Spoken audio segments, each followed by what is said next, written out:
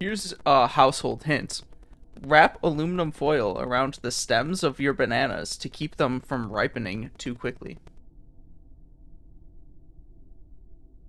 Oh, interesting. I mean, I see it. But I think that just means you're not eating your bananas fast enough. I eat a banana every day. Okay, I love bananas. That sounds healthy. Bananas are so good, bro. I love bananas, okay? But I only like bananas, I only like brown bananas. Bananas make me think of monkeys, which make me think of my gym partner's a monkey. Monkey, monkey, monkey!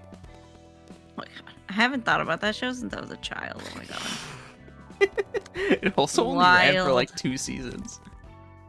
Oh, really? Yeah. Were you going to start with a floor battle? Yeah. Because I thought you were going to be doing like invitations right now. Oh, yeah, because it's going to be last time you did the abnormality. Oh, shit, yeah. Last time you did the thumb part 1. Yeah, better not. Fuck that shit. Who? Well, I'm thinking, Ryan. yeah, you saw it. Okay. I'm thinking like Okay. you're better off doing invitations right now would be my suggestion. Make things easier for when you do the floor battles. That's right. Okay, I'm remembering now. Yeah, we discussed this. We had this discussion last time I played, but I can't remember the last time we played. It was shortly before you got COVID. Yeah, and I was like, yeah. I remember at the time, we had basically come to an agreement where we were gonna like either play this game or hang out in general, like 2 or 3 times a week, with more consistency. Oh, yeah. And then like immediately afterwards, you got COVID. And I had to go to the emergency room. Oh my God, I was there for like 4 hours. Yeah. It was so miserable. Oh my God. So you're gonna choose that one? Bitch. No. I would have said that about any of them. Your choices are the thumb part 2 or 3 unknowns. I'm doing this one. Oh wait, this one might be interesting. All of them are like, in terms of difficulty and rewards, they're all like pretty equal, solid choices. So there's no wrong choice here, especially now that you know the left one is the thumb, which I think is the hardest of like this row. Yeah, I remember like after doing all those other ones with fucking Angela, and then I had to do that one, and I was like, this dying. You even handled the thumb pretty well though, although to be fair, that was like the easy thumb, so to speak, because you didn't have any like major characters to fight against. It was the scrublets. It was just all soldados, whereas you have to actually fight capos and a soto capo in the next one. That's scary, but okay, we can do it. Okay, I have to. You have to. Oh, okay. I was like, What? you know how to proceed, right? Yes, just had to adjust my glasses. Yeah. My glasses are all bent. Gotta go get them fixed, but I've been quarantining, so haven't had time to do anything. 사장님 보셨습니까? T사에서 온 의뢰. Look at these boys. Oh, bunch of creepies. 꼬리 잡힌 거야? Nemo's an interesting guy.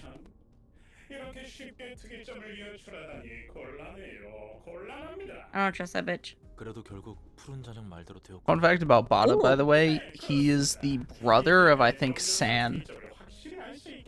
I was about to say of he looks Streetlight familiar. Office. Yeah, I was like, he looks kind of familiar. 사장. Even though Bada is a grade 1 fixer and San is a 도시의 별이야. fucking like grade 7 or 6. You know, some siblings are better than others. That's okay. W사 특이점에 대해 알아낸다면 어떻게 하실 거죠? 순순히 W사에게 반납할 것 같지는 않고. 응당 이 기술의 필요로 하는 고객분들께 팔아야죠. 특허 전쟁이 곧 일어날 시기이기도 하고 말입니다. Sell the T사에 information. 바로 넘기는 것이 아니라. Obvious answer. Yeah. Blackmail him. 그냥 1만에서 2치 10위까지 올라온 게 아니랍니다. 언제나 기회를 엿봐야죠. 솔직히 시선 사무소 같은 찌끄레기에게 일을 맡기라고 했을 땐 저도 참 장난하나 싶었는데 이게 또 이렇게 결과가 돌아오네요. 그런데 말입니다. 그치 어? 네모네모. 역시 내 말대로. It's the blue sicko himself. 두 번째로 뵙는군요. 지팡이 사무소의 네모님. 그런데 말입니다. 이 야. 빌어먹을 해골대가리 씨. 언제 우리가 직접 간다고 말이나 했나요? Potsy Dang, creep. you tell him. 제발로 도서관에 들어가라고요. 게다가 저까지요. 네모네모. 아까는 직접 도시의 별 의뢰를 11건이나 해치웠다고 자랑했잖아. 왜 그래? 혹시 후달리나? 어디서부터 들은 거지? Arcalia's kind of hot though. Like I ain't gonna lie. Well, I could fix yeah. him. I don't know about that. I could fix him. 우리말은 웬 해골 바가지가였던네요. 후달리냐고요? I mean, my man saw or ordered for someone to get flayed. 사장이 흥분했어. I could fix him. 한동안 머리 오케이. 식히느라 골치 I'm 아프겠군요. just saying. 유명하고 권위 있는 지팡이 사무소가 이렇게 말을 바꾸실 줄은 몰랐습니다. 해골대가리 씨. 제가 고철덩어리. Yeah, we're now in the realm of like famous people in the city visiting the library. 제가 도서관으로 들어간다. 그리고 만약 그곳에서 책이 된다. 그러면 W서와 T사 특이. I would never open his book. I don't want to know what's in his book. I'm just saying. Gives me the heebie-jeebies. It's like you know how clowns kind of like 한순간에 나에게 upset 세계의 people? 대전을 얻게 되는 것은 누구일까? That's what he reminds me of. 곧 특허 전쟁이 벌어질지도 I mean, 모르는 you're gonna be opening up his book eventually if you wanna look at what his information is in the credenza. 두 번만의 가치도 없네. Eh, 말해봐. 누가 시킨 거야? I don't want to wear his skin suit though. 어떤 수작 부리는 거냐고. 이런. He, I mean, he, he's- he went brr. He's a pretty solid. 거짓말을 그렇게 key page. 했는데 Obviously, you don't get to use him for very long though, since he comes at like the fucking end of the game. 진짜 그거야? Mhm. 특이점? 특허 전쟁? 웃음도 안 나와. 재미조차 없어. 정말 시시한 거에 목숨 걸고 언성 높이는구나. 너무 하찮아서 어이가 없어. Poxy buck. 네모네모는 우리가 고작 돈 따위나 벌자고 이러는 줄 아는구나. 멍청해라. He ate him up. Ate him up. 네모네모, 난 네가 어떻게 생각하든 상관 안 해. 특허 전쟁, 배우, 돈, 편하게 생각해. 하지만 서로 약속은 지키자고. 플루토? 네. Oh my god. 자, 다시 한번 계약서를 보시지요. 요점만 말하면 우리는 지팡이 사무소에게 W사 특이점에 대한 정보를, 지팡이 사무소는 그 대가로 우리가 원할 때 도서관에서 책을 찾아온다는 거죠. 분명히 여기 네모 씨, 마르티나 씨, 바다 씨의 서명과 저희 아르갈리아 단장님의 서명이 적혀 있습니다. Oh, his voice is real serious. W사 being 특이점에 대한 plain. 정보를 도서관의 책으로 받는다는 소리는 못 들었습니다. 게다가 직접 가져오라뇨. 모호하게 쓰여져 있긴 하죠. 그렇다고 이 계약서의 내용이 지금 상황에 맞지 않는 건 아닙니다. 누구 마음대로 네모네모가 곧 특허 전쟁이니 뭐니 호들갑을 떨며 후다닥 서명했잖아. 특이점에 대한 정보가 급하다며. 우리가 직접 도서관에 간다는 말도 없었죠. 지팡이 사무소만 갈 뿐. 야권을 잘 확인해 보셨어야죠. 여기 보세요. 뭐가 있다는 거야? 제 안경을 빌려드리죠. 자, 크게 보세요. 이 계약서에 서명한 자는 반드시 도서관에서 책을 찾아와야 Oopsies. 한다. 가짜. Oopsies. 이렇게까지 우리를 건드려 놓고 좋은 꼴은 못 볼 텐데 이제 와서 우리가 순순히 이런 거짓 계약을 따를 것 같나? 이런 이게 말이지. 그냥 계약서가 Are you really gonna try and like get out of this? 뭐라 했더라? You better just do what he says if you want to live. I'm just 어제의 saying, okay. 약속입니다. Well, I I ain't mean, fucking 어제의 him. 약속. if you observe 이름은 별로지만 in a moment here. 어쨌든 이 계약서에 적힌 내용을 이행하지 않으면 서명한 사람에게서 아무거나 빼올 수 있다. 원하는 만큼 말이야. 헛소리. 플루토? 네. 자, 보시죠. 바다 오. 씨의 심장입니다. 바다. 꽤나 돈 좀 들이셨군요. 이런 고급진 시술까지 받고. 자, 다시 돌려드렸습니다. 봤지 내 눈에. Oh, 난 네가 어떻게 생각하든 상관없는데. here you go. Here's your heart back. 약속만 LOL. 지키면 Yeah. 좋겠어. 그리고 T사가 직접 하달한 명령이니 가야 하잖아. 어차피 도서관에 가야 하는 건데 그렇게 열내지 말라고. 하나만 물어보지. 응? 넌 저런 악마 새끼와 뭘 하려고 이러는 거지? 세상과 인간의 아름다움을 연주할 거야. 우리가 지닌 외로움의 경계를 무너뜨려줄. 오늘 안에 The boundaries of 처리해 주시기. loneliness. Hmm. 아름다움. 외로움. Yeah, even as more details as to what he plans on doing, like come out, it's still kind of abstract. 바다. 심장 괜찮아. I mean, should come as par for the course for this game at this point. A lot of 돌아갔군요. its like 사장. deeper, like more fundamental themes are very abstract in nature. 아주 된통하겠습니다. 정말 괜찮겠습니까? 아무런 준비 없이 저희가 가도 여러분 단순하게 생각하자고요. 심각해지지 맙시다. 도서관에 들어가서 책을 챙기고 돌아오면 끝. Yeah, yeah, yeah. Oh. 준비를 하자고요. 분명 저 해골은 전에도 푸른 잔향과 함께 있던 놈이야. He was also there with Philip. 어제 약속이라고 했지. Oh yeah, that's right. In the circus.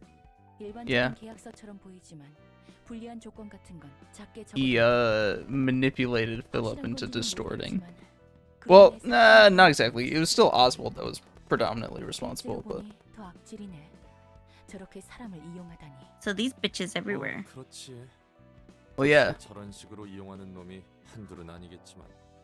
they're all distortions that Argalia is recruiting into his own syndicate. 더 깊게 생각하기를 포기했을 뿐이야. 그게 정당하다고 생각하지는 않아. 네가 나를 이용하는 것과 내가 너를 이용하는 것도 같겠지. 네가 그렇다면 그런 거겠지. 걱정하지 마. 너를 믿지 못하겠다는 건 아니니까. 그저 그래. 그냥 경우의 수를 늘려둘 뿐이야. 조심해서 나쁠 건 없잖아. 그래도 엔젤라 너에게 거짓을 말한 적은 없다고. He just omitted the truth. Yes, That was you're only because I had to keeping a say few it. things. 네 말이 맞아. 됐어. 책이나 정리하도록 해. 굳이 캐묻지 않겠다는 건가? 이유라도 있어? 별로. 지금 캐묻는다고 해도 네 모든 걸 알게 되면 재미없어질 것 같아서. 호기심 있는 편이 사람 간의 관계를 더 이어갈 수 있다고 생각했을 뿐이야. 어쩌면 너를 믿는 걸 수도 있고. 괴물 새끼들로 인해서 괴물 새끼가 있는 도서관으로 와버렸군요. 농담도 이런 농담이 없을 겁니다. 그래도 도서관은 점잖은 편이라 들었습니다. 잠시만요. Gentle. 왜 그러시죠? What is gentle about the library? I'm curious. 이것을 어떻게 생각하시나요? 희미하지만 뭔가 냄새가. 그렇죠. 돈 냄새가 나십니다. Oh my I god. don't think that's what she was saying. 다른 문화자도 구멍이 있는 법이네요. 책 장사라도 하시게요? 맞습니다. 계약 사무소라는 평판을 조져도 이곳에서 책을 구해다 팔면 굶어 되지진 않겠죠. 사장은 돈이 썩어 넘치지 않아요? 마르티나, 우리 사장님은 뒷골목 사람들 1년치 밥값을 하루마다 쓰고 있는데 돈이 충분하겠어요? 그래도 The wealth disparity between grade 1 fixers and the rest, man. 환영합니다, 손님. 당신이 이곳의 관장이자 창백한 사서인 엔젤라겠군요. 전혀 창백해 보이지 않지만요. 알아? 말 조심하세요. 엔젤라님은 어쩌면 앞으로 저희가 신세를 지게 될지도 모릅니다. She's not pale anymore. 태세 전환이 빨라. She's almost human. 전 이제 익숙합니다. 부디 당신의 책을 찾으실 수 있기를. They're like, bitch, I'm not even worth introducing myself to you. Yeah. Okay, I can only do 3. Yeah, I actually didn't even realize you can only do 3.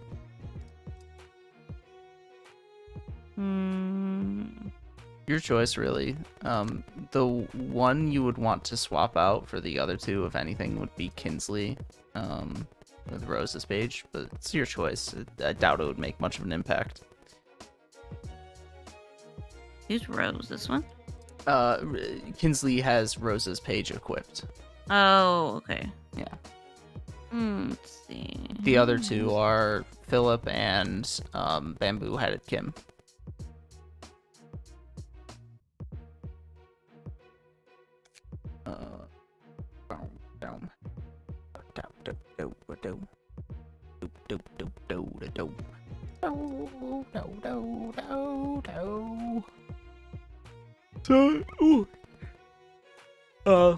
A number of interesting things there.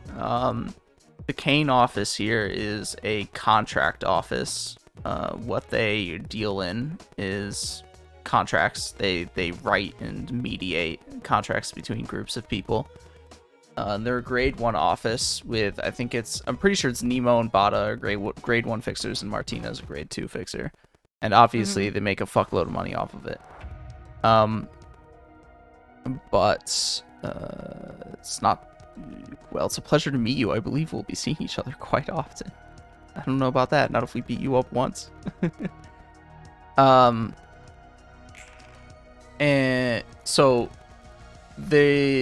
Nemo's main motivation in signing that contract with Yesterday's Promise with Pluto, and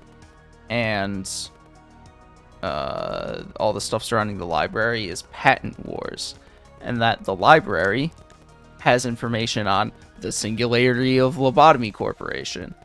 Then it also gained information on the Singularity of W Corporation.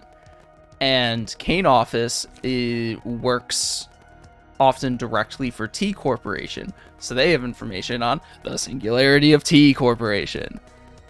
So the library is not just incredibly dangerous for people, but in its absorption of knowledge, it is very quickly becoming an epicenter for the accumulation of very,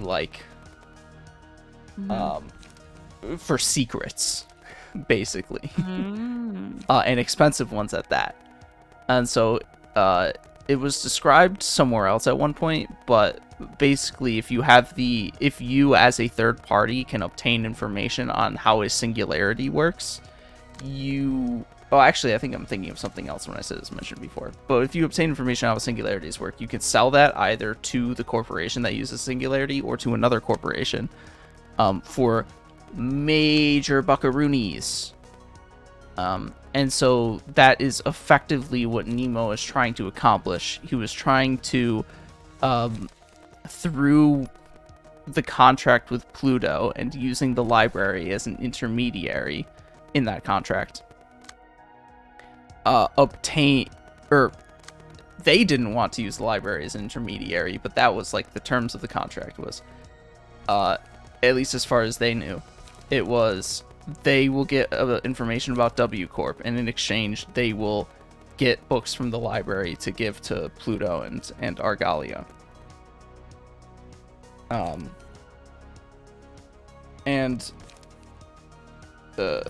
So they wanted to get that singularity information because Nemo is basically thinking, thanks to the library's existence, there is quickly approaching the opportunity for a major conflict between wings to break out over information about each other's singularities, and he wants to be like a power broker in there and make a bunch of money off of it. But obviously dealing with a distortion and Argalia is shady business, to say the least. And they got duped into going into the library themselves and needing to do that to get the information about W Corp to begin with. No, And they so, deserved it. yeah. Deserved it. Well, they were definitely greedy. I will say they definitely deserved it in the sense that they were acting very greedy in their intentions. They were also the ones who hired the the Gaze office, the people who originally wanted to like observe the warp train and what was happening on it, all the way back in fucking Urban Lovetown? It was right before Lovetown. I'm just trying to. It was before Urban Plague. What's before Urban Plague? Plague, then Nightmare, then Starve the City. But what's before Plague? Myth? No, not Myth. Myth is lower than that. Legend. Yes, Urban Legend. All the way back in the Urban Legend tier is where the Gaze office was. So they were contracted out by the Kane office to do like the observation thingy, and then like it went south and yada yada yada.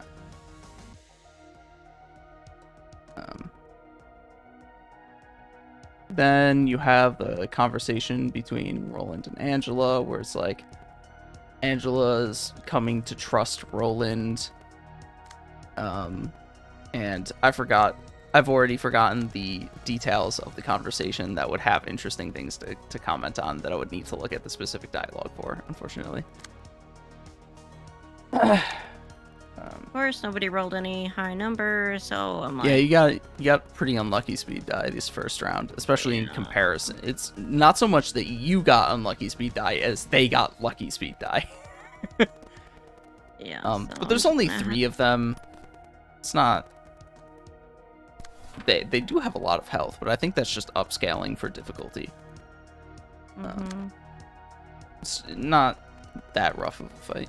And you'll notice they have a lot of charge cards, so they're going to be effectively an upgrade to Rose's deck and key page, and anybody else who currently is using charge cards. There might be better ones to replace with. Oh, that's a good point. Nemo specifically is the only one who's an objet d'art page, the high rarity one. The other 2 are the purple rarity.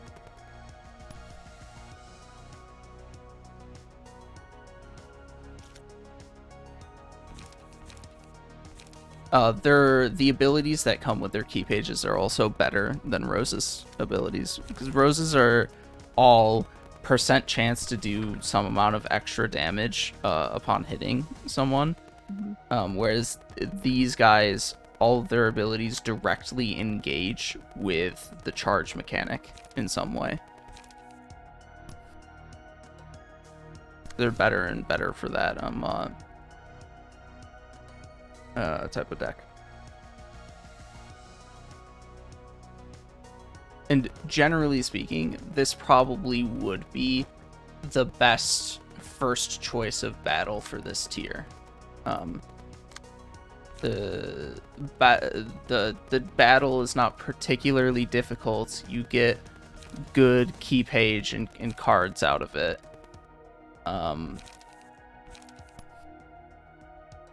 Yeah. It's pretty straightforward. I will say, in general, I recommend the right-hand side of the Star of the City path.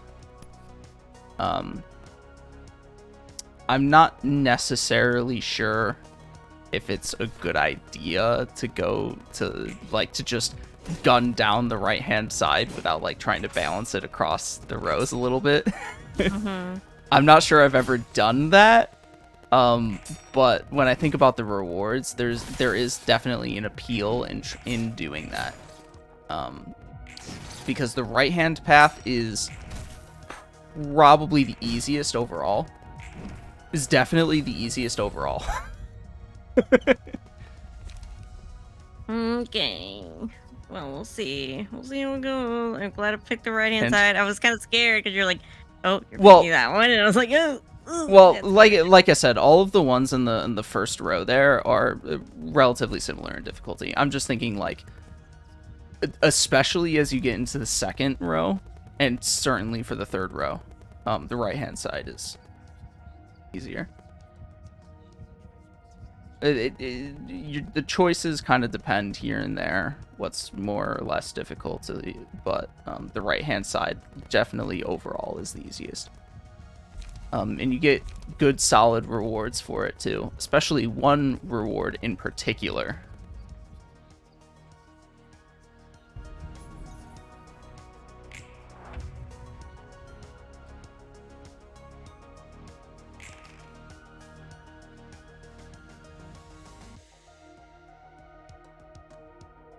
Ew. What the Yeah. fuck? So that would have been a reason to bring bamboo-headed Kim. But you can, I mean, it's not like that's gonna just kill you. Gross. Stop. You just avoid the attack and one-sided attack him. Or not avoid the attack. Tank the attack. Don't clash with the attack. So I just gotta take the hit, is what you're saying? I mean, what do you have anything that's gonna? Well, actually, if Philip has his big blazing strike, well, he can't redirect it though. So, and also you're not in emotion level 3, so you can't even use it. So yeah, you just have to take the attack. I mean, it is what it is. Who cares? It is what it is. I mean, if someone has a defense die, you can mitigate the damage. A defense die is their first die. I think Emma would be the one, if anyone, who has a defense die. But she can't redirect it either. So yeah, you're just gonna have to fucking take it. It is what it is. I'm gonna Happens. take it like a bitch, I guess. Yeah. I mean, it's not a big deal. I'm scared. I'm scared. I want to go home now. I'll clash with this one instead. This one's more manageable. Okay.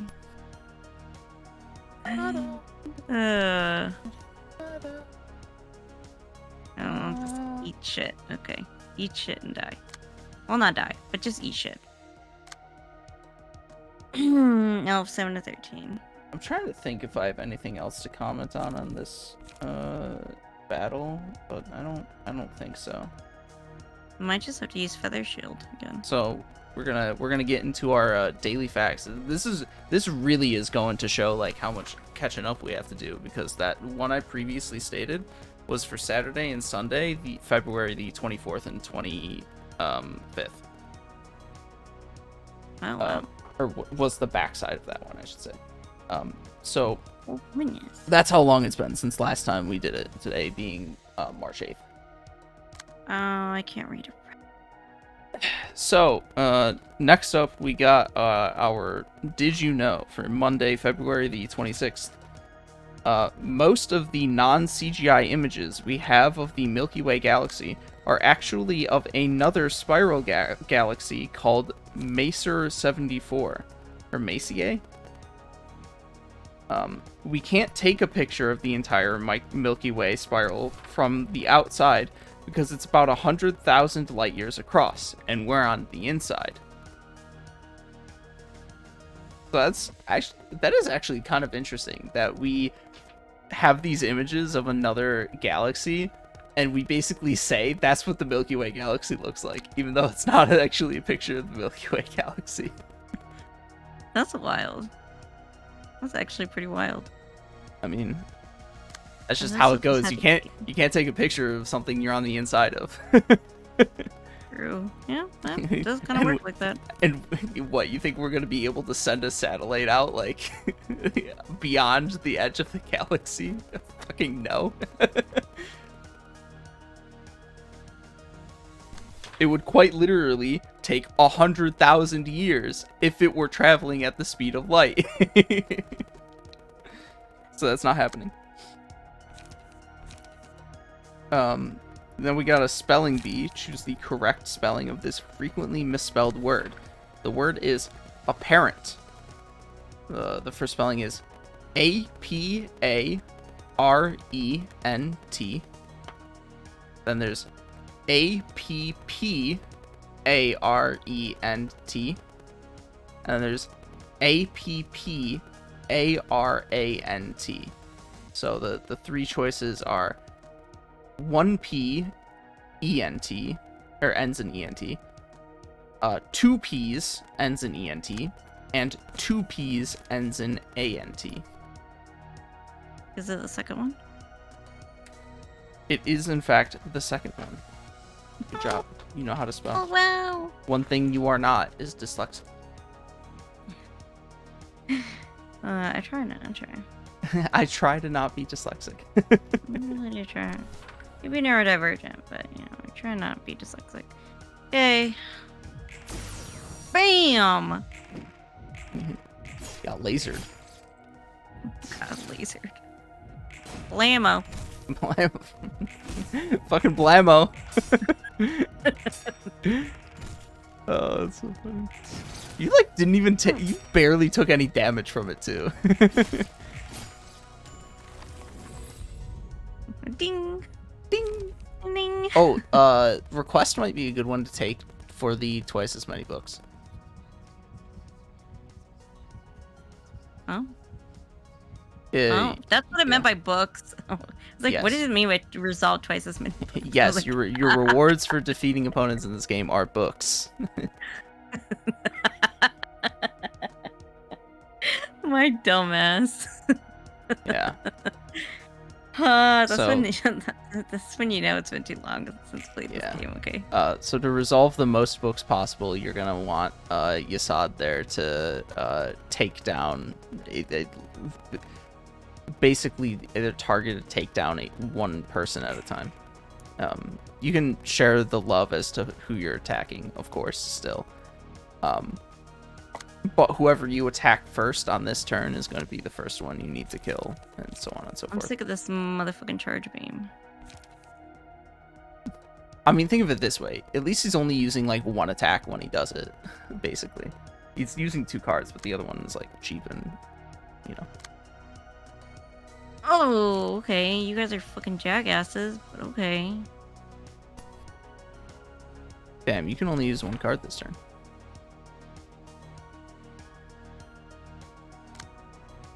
Yeah. Keep in mind, the energy beam is going to go off first because it's a ranged card.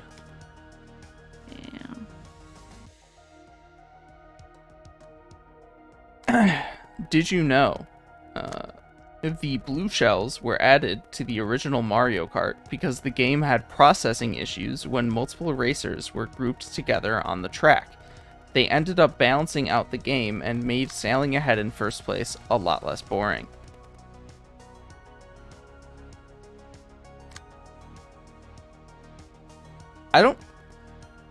I feel like that would need to be explained further, because I'm not sure how adding the blue shells diminished the processing issues that the game had when multiple racers were together in a group. Not sure. I would need to like see it and Yeah, I think that would need to be explained in more detail, how exactly that works. Sir, I need a further explanation. Guess to mitigate the damage. Here. You're probably going to want to use Yasad to redirect Bada's attack on Philip. Because Philip is staggered right now and he'll take a fuckload of damage from it.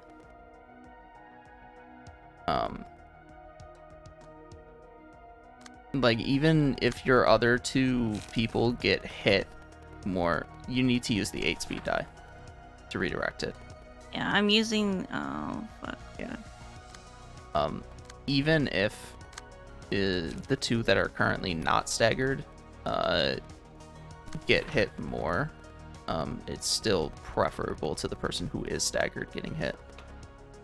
especially if you look at the card that he's using against Philip, it's 3 pretty strong or decently strong attacks. It's like, yikes. That would do a lot of damage. Yeah, and then I got 1 going for this die, and then I got 2 more going for him. So I'm like, Yeah, you're basically in a pretty unfortunate position where Philip is staggered, and you only have enough light to use 1 card on Emma. So you're in a position where you only have 3 die to use against 6 die. so I'm like, I probably should protect myself.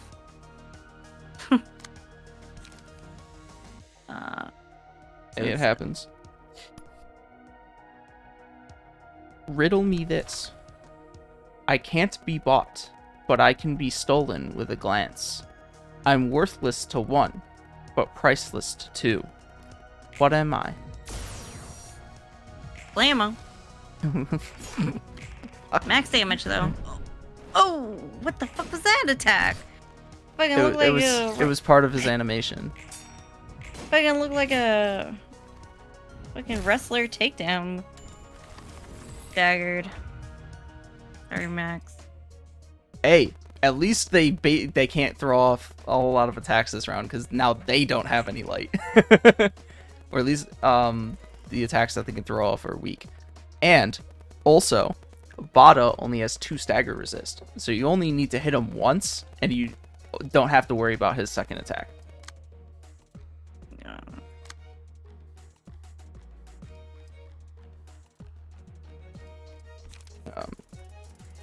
Anyways, I don't have any charge. the answer to the riddle is love. You said a riddle? I don't even remember hearing a riddle. I can't be bought, but I can be stolen with a glance. I'm worthless to 1, but priceless to 2. What am I? Oh, fuck, I don't know. What is love? Baby, don't hurt me. Don't hurt me. No more. Nothing. I will hurt you, sorry. I'm about to be hurt. Sorry. For Wednesday, February the 28th, did you know? In 1999, Sergio Motsoeneng?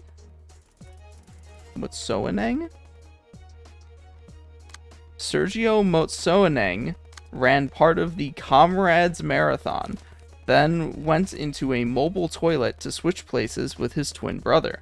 They won 9th place and the equivalent of about $500, but got caught after a newspaper published photos of them wearing their watches on opposite wrists.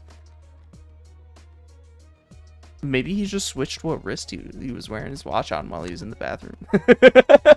Maybe, I mean, people do that.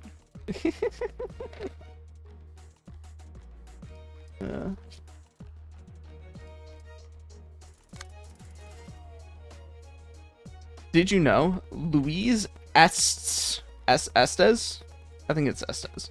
Louise Estes is the second known woman in history to have 3 leap day babies. Each of the children was born. This is on Thursday, the February 29th. Because it's a leap year, so that's probably why they put this fact here. Oh yeah, that's right. Yeah. I think Bada is the one who currently has the request on him. Yeah. So he is the one that you're going to want to kill with Yasad first. Which you might have actually done that this round.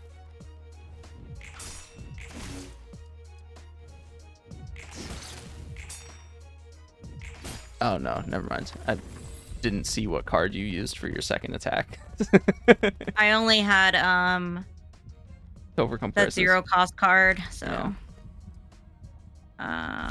which So Louise S. is the second known woman in history to have 3 leap day babies. Each of the children was born 4 years apart on February 29th. While the birth date of the youngest was somewhat planned, she was also 5 days overdue. The odds of having 3 babies born on a leap day are just short of 1 in a billion. I mean, hey. and shit 3. Yeah. Well, Damn. yes, the odds of having 3 babies born on a leap day are just short of 1 in a billion. Good for her. And hey, there's like 7.5 billion people on Earth, so you know, it is what it is. Now, I don't know if you're looking at chat right now, CamCam, but we got somebody who's horny. we gotta No, we gotta put someone in horny jail. horny jail. Yeah. I'm the only one allowed to be horny, okay? Not you. Well, I don't know about that. I'm hornier than you are, I think. We're gonna have a horny No, off. I'm the husband, okay? So I'm the most horny. That's true. Okay, gender stereotypes are real, okay? Yeah. Gender realism. But Red Mist is hot and she's mine, so you can't have her. So Well, sorry. you haven't even seen like the Red Mist fit. You've only seen the Gabura fit. You haven't seen the red. You've seen the Gabura fit and you've seen the Kali fit. You have not seen the Red Mist fit. You don't even know. Oh, that's right. I have these. Whoa, forgot about Yeah. that shit. Yeah. Oh, bitch. I don't know if I explained it, but the way that the magic bullet works is basically you use it, and starting the turn after you use it, your entire deck gets replaced for like 3 turns, I think. Oh. Which at this I don't know if point, I'll- at this point in the game, it is going to give you cards that are stronger than the ones that you have in your deck. I am not sure if that's necessarily like still worthwhile to use though. And most of the time the synchronization ego pages are not as good as your other options. Anyways, you have to click on that to make them show up again. Yeah. Oh, there it is. Yeah. I wasn't clicking the exact right spot. Oh my god. Let's see. Deal stagger damage equal to. Okay. Let's do this one. I don't want to do a fucking anagram. This fucking calendar is stupid. What's the anagram? It's the letters are in a different order. Oh, no. I can't. If I can't see it, I can't do it. Yeah. Well, first of all, you can't do it because you can't see it. Second of all, I can't do it even when I can see it. Are you dyslexic? No, I'm just really bad at anagrams. I get it. I get it. No, I'm Dude, not good at those. Dude, if I was dyslexic, I'd be having a real hard time every time we stream this game because I'm doing so much reading. We'd be a struggle. We'd be on the struggle bus. Okay.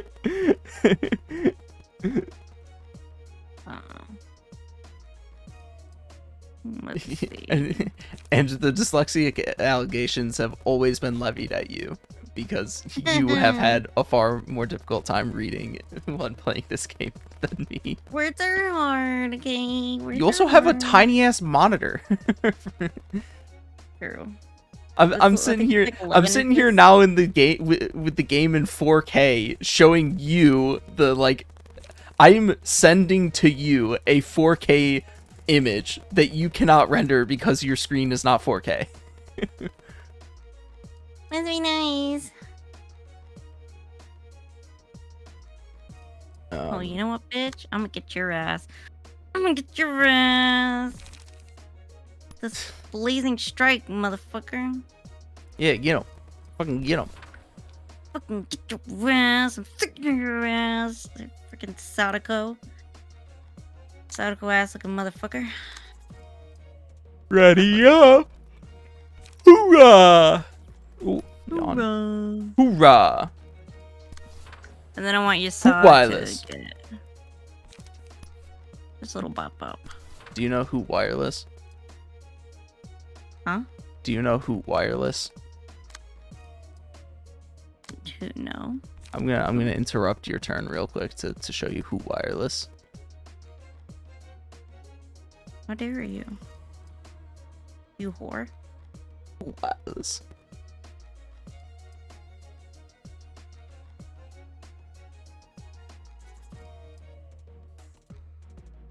Hi folks, I'm Frankie Flight. I want you to check out Hoot Wireless next to Subway, Equipment Highway, right here in Motion. Tell your family, friends, and neighbors to come in and check us out. Check out all our plans. That and much more. Hoot Wireless. Hoot Hi, I'm Wireless. Lady Jock. Come in and check out Julio. He'll hook you up right here. Hoot Hoot Wireless. Wireless. Hoot Hoot Wireless. Wireless. How y'all doing? This is Julio with Hoot Wireless. Come and check us out. We got anything you need as far as wireless goes. Hoot Wireless. Don't forget to check out Hoot Wireless. He's like, I don't want to be That's here. the Subway, equipment highway, right here in Montreal. Hoot Wireless. Hoot Wireless. It's just always Hoot Wireless. That reminds me of the. Do you know Jones Barbecue and Foot Massage? No. Oh, you're gonna love Jones Barbecue and Foot Massage. Oh no. Jones Barbecue and Foot Massage. Jones Barbecue and Foot Massage. Better But come in here, get some of this shit. You like to eat. America loves to eat. So why not open up somewhere America can sit down, Ew, enjoy gross. a meal, and get their feet rubbed. We'll fry anything you want for $5.99. As long as it's friable or edible, we're going to make it deliciable. We will fry parts of the chicken you didn't even know was friable. The beak, the feathers, we'll fry candy bars. All that European stuff that you don't really normally eat, we'll bring it down here and fry it for you. Ask McDonald's to fry something other than what they normally fry. Guess what you're going to get? Nothing. If it fit through the dough, I'll put it in the fryer. Hell, this is a dinosaur. Ew. All our meats are gently tenderized to their optimum deliciousness. I can't. We got fine dinosaur meat. Took my money, paid me pay child support. Come on down and get your slice.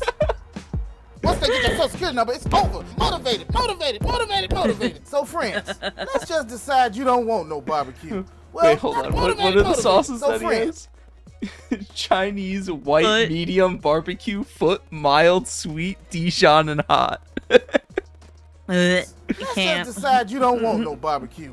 Well, that's kind of fine foot too. does it Why taste not let like? one of my foot specialists or myself perform our magic? Look at that. Don't that look No, wonderful? I If can't you look really at it. pay I me can't enough, look at it. I we'll can't massage your look- I feet can't in look. any of these sauces also.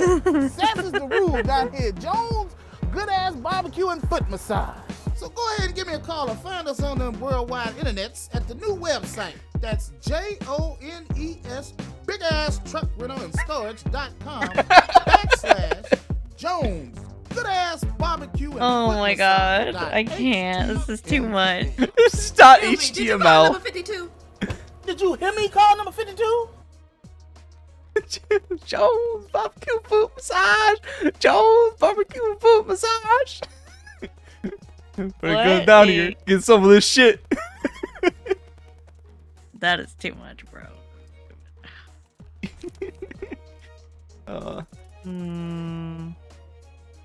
That is too much. I can't. Ooh, that foot though, with those nasty ass feet. Ooh, I can't. Make sure I'm you're not a big sending. fan of feet. Make sure you're sending one of your attacks from Yasad into Bada this turn. By the way, I don't remember. Yeah, he's okay. going. Yeah. Yeah.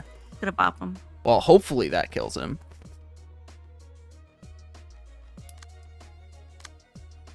Well, you don't have much choice in the matter, and I'm not gonna recommend that you use Flashing Strike for that kill. I'm just thinking like he's got 16 health, and so you'd need to roll an 8, maybe even higher because he's got protection to kill him. And I don't know if you're gonna do that, but it's fine if he starts next turn at like 3 health, and you can just kill him next turn. Yay! Actually, what ego page did you choose?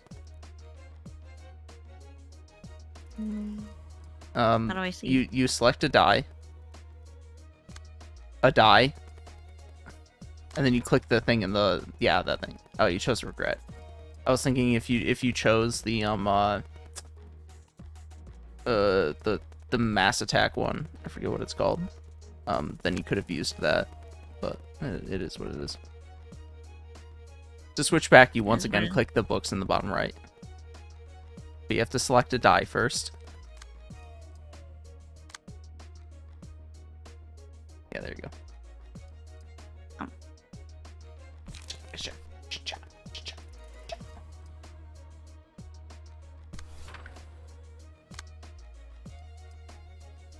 I'm once again looking at the chat message of the guy saying Red Mist is hot, and his username is 10-hour burst man.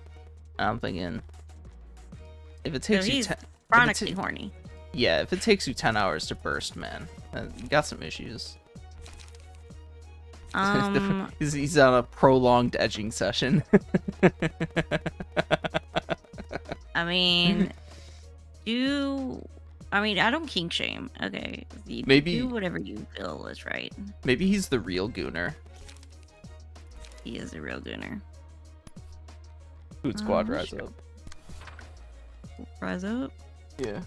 Alright, so, for Friday, March the 1st, the ironwood tree is the mother of the Sonoran Desert. Over 500 species of plants and animals rely on ironwood trees for survival. They have dense canopies that provide shade that's 15 degrees cooler than the desert air. Their seeds are edible, and the enriched soil beneath them gives life to hundreds of plants. Ooh. March 1st is also St. David's Day in the UK. Oh, you did kill him. Nice. There we go. Fucking got him. Ooh, and now you can whap on Martina this next turn here. And fulfill that request.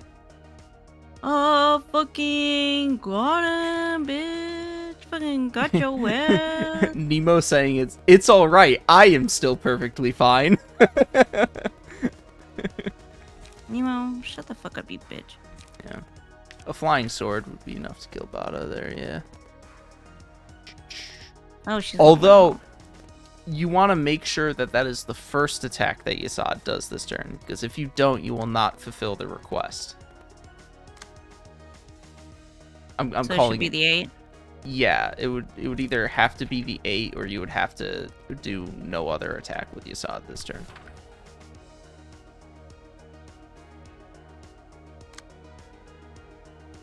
Oh my god, my dog's wagging his tail in his sleep.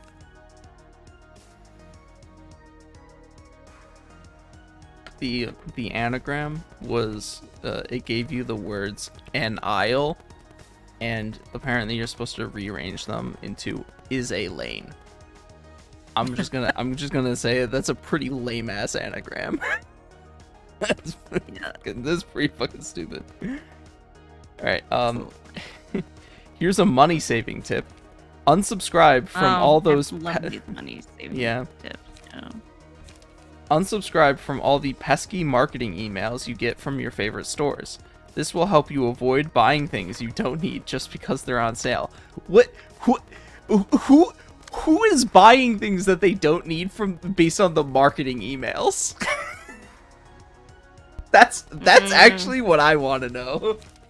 I do sometimes. If it's a really good sale, it has to be really. If it's like 15% off or 10% off, I'm like, no, fuck you. If it's like buy one get one free, if it's like a 35-40% off sale, you know, then I'm like, okay. If it's like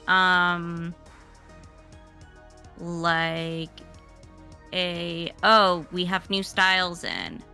Oh, this dress that you wanted that wasn't in your size is in your size now. Then I'm like, okay, I'm gonna buy it. Well, it's a little different if you're like looking for an item for when an item is in stock, back in stock.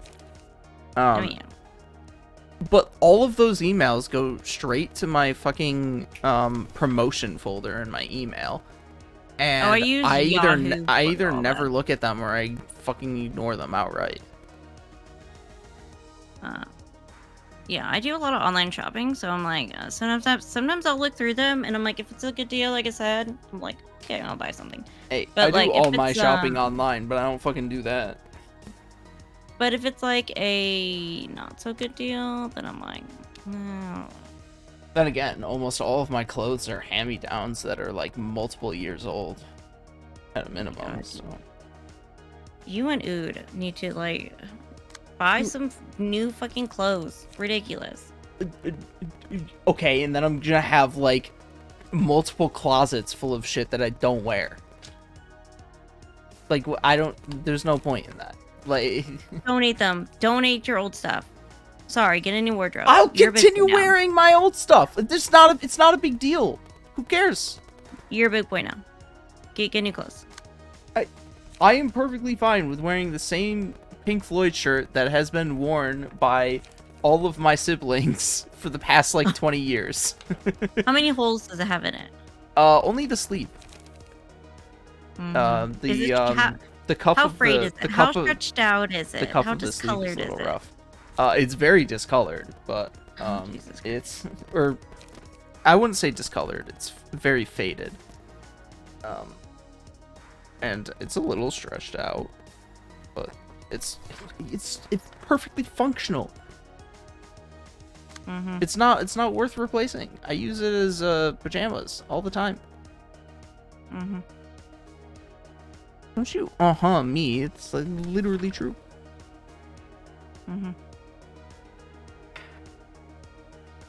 I mean, you do you, boo boo. I mean, if you want to look scuzzy, look scuzzy. Scuzzy? What the fuck does that even mean? Scuzzy is like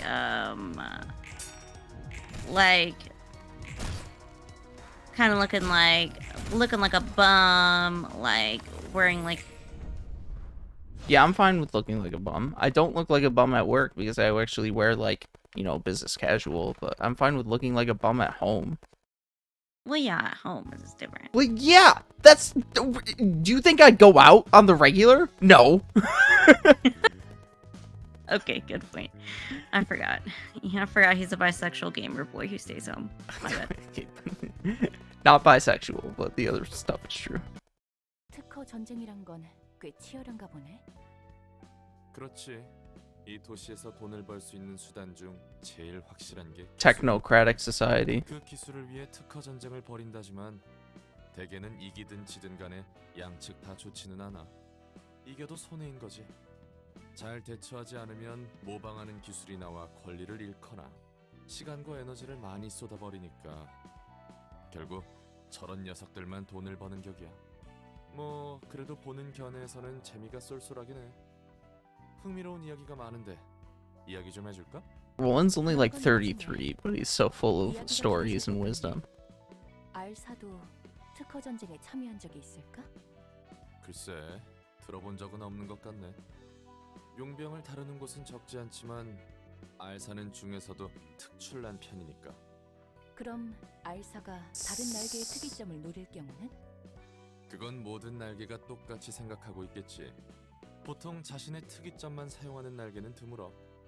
알사도 분명 다른 날개의 특이점을 함께 사용하고 있을 거라고. 사용할 때마다 드는 비용도 있고. 다른 날개의 특이점을 알아낸다면 그 비용을 절감할 수 있을 거란 거지? 맞아. Yeah. Oh, that unlocked it has said battle. Interesting. Anyways, you can burn some books, check out your rewards, see if you want to incorporate them. 21.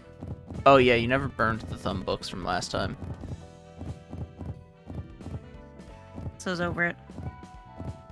You can only burn 20 at a time. Oh yeah. Forgot you only ran 20. So I guess we'll do these first. Confirm. For Saturday and Sunday, March the 2nd and 3rd, did you know? Hedis is a German sport that combines soccer and table tennis. You play by passing a 7-inch rubber ball back and forth across a ping pong table with your head. No, thank you. Oh, so it's Hedis, is how you pronounce that. No, thank you. That sounds fucking miserable. My head hurts thinking about it. I mean, what's the kick volleyball? You ever seen kick volleyball being played? Mm-mm. That's fucking crazy, the type of shit that kick volleyball players do. Because Well, yeah, they can't touch it with their hands, right? Yeah, but you still have to prevent it from hitting the ground and can only hit it a few times. That. And yeah, it's fucking kick volleyball players are like literally insane. I could never. Okay, I could never. We were never like my sister and I. You know, because like my sister Felicia and I, we share the same mother and father. Versus like my other siblings, we have different. We're half siblings, and like I don't know, like our parents together like did not make like very like athletic and children. Like me and my sister are so clumsy. We're not athletic. Like we're not like I could never. Okay, we could never do sports. Let's be nice. Inflexible. We're not flexible either. Did you know it looks like the first Monday in March is Australia's Labor Day? Oh, interesting. Damn, you got no fucking key pages from that. That's insane. Seriously. That's fucking wild. That you only got 2 Badas and no Martinas. And never mind the fact that you didn't get Nemo, but you had 0 Martinas. That's crazy. How? Just what luck wasn't in your favor, I suppose. Okay. You have to do it again. If you think it's worthwhile to No, we're switch getting those out fucking the key deck. pages. I'm pissed now. We're getting Okay. those fucking key pages. I'm mad. Labor Day. I guess we'll bring Bamboo Cam to the party. So software engineer James Dowell proposed to his girlfriend Natalie by hacking into the NES classic The Legend of Zelda. He reprogrammed it to pop the question when they reached level 9, where Princess Zelda was replaced by a video game version of Natalie wearing bunny ears. That is so cute. Who the fuck is James Dowdle, though? It's like, am I supposed to know who that is? No, just wanted to name him. Probably. That is so cute. I'm in love. That is adorable. Oh my god. I hope somebody loves me enough to do that one day. Oh my god. Not in that exact way, but you get the Oh, point. jeez. Okay, here we go. Speaking of Labor Day, though, I'm gonna pull up a video listen in the background while you play this. Like, do this over. Where's the fucking mouse, bro? It's Wow. I'm searching up a fucking video, all right? No, mine. Okay, there you go.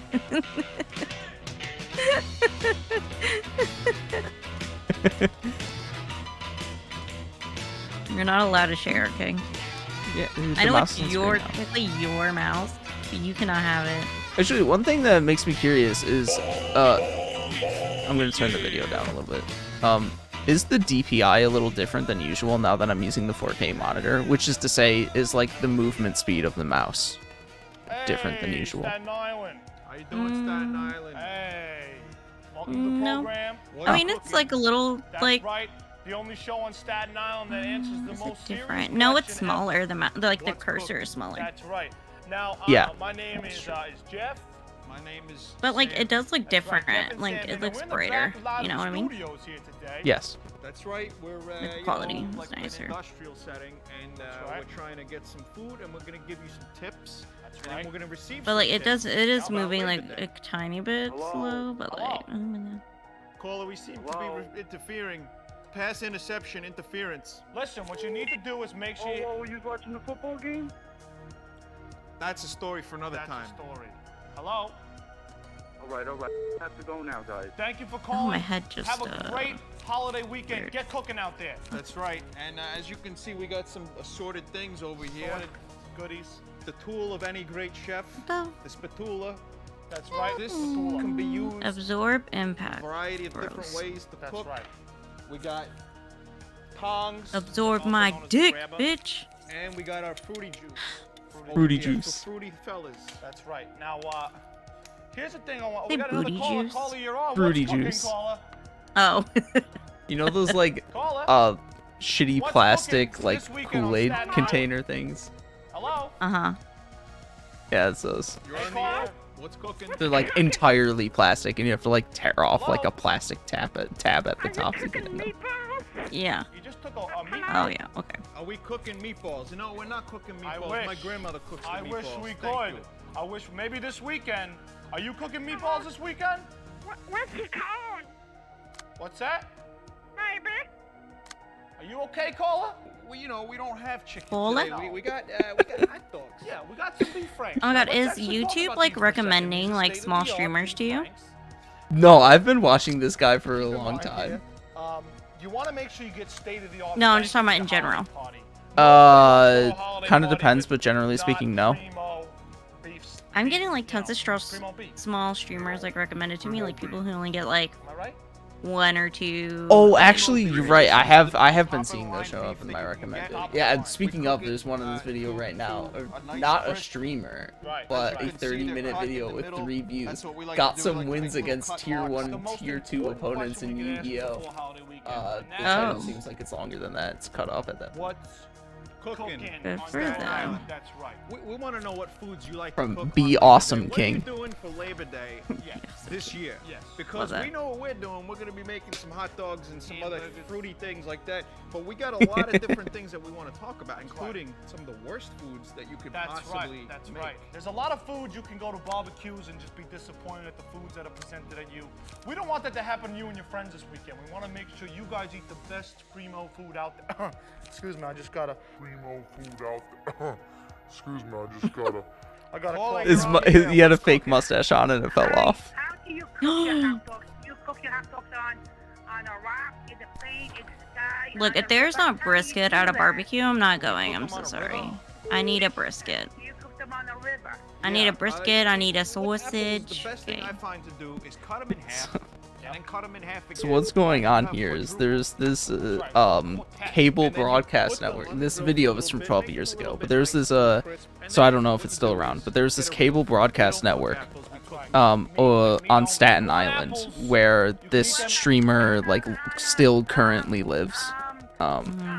And he used to every once in a while what that network did is they would have like they would give people opportunity to make like short bit shows segments that they would air on their like nothing professional, like completely amateur shows. And so what he would do is every once in a while he would get his own little show to put on this network.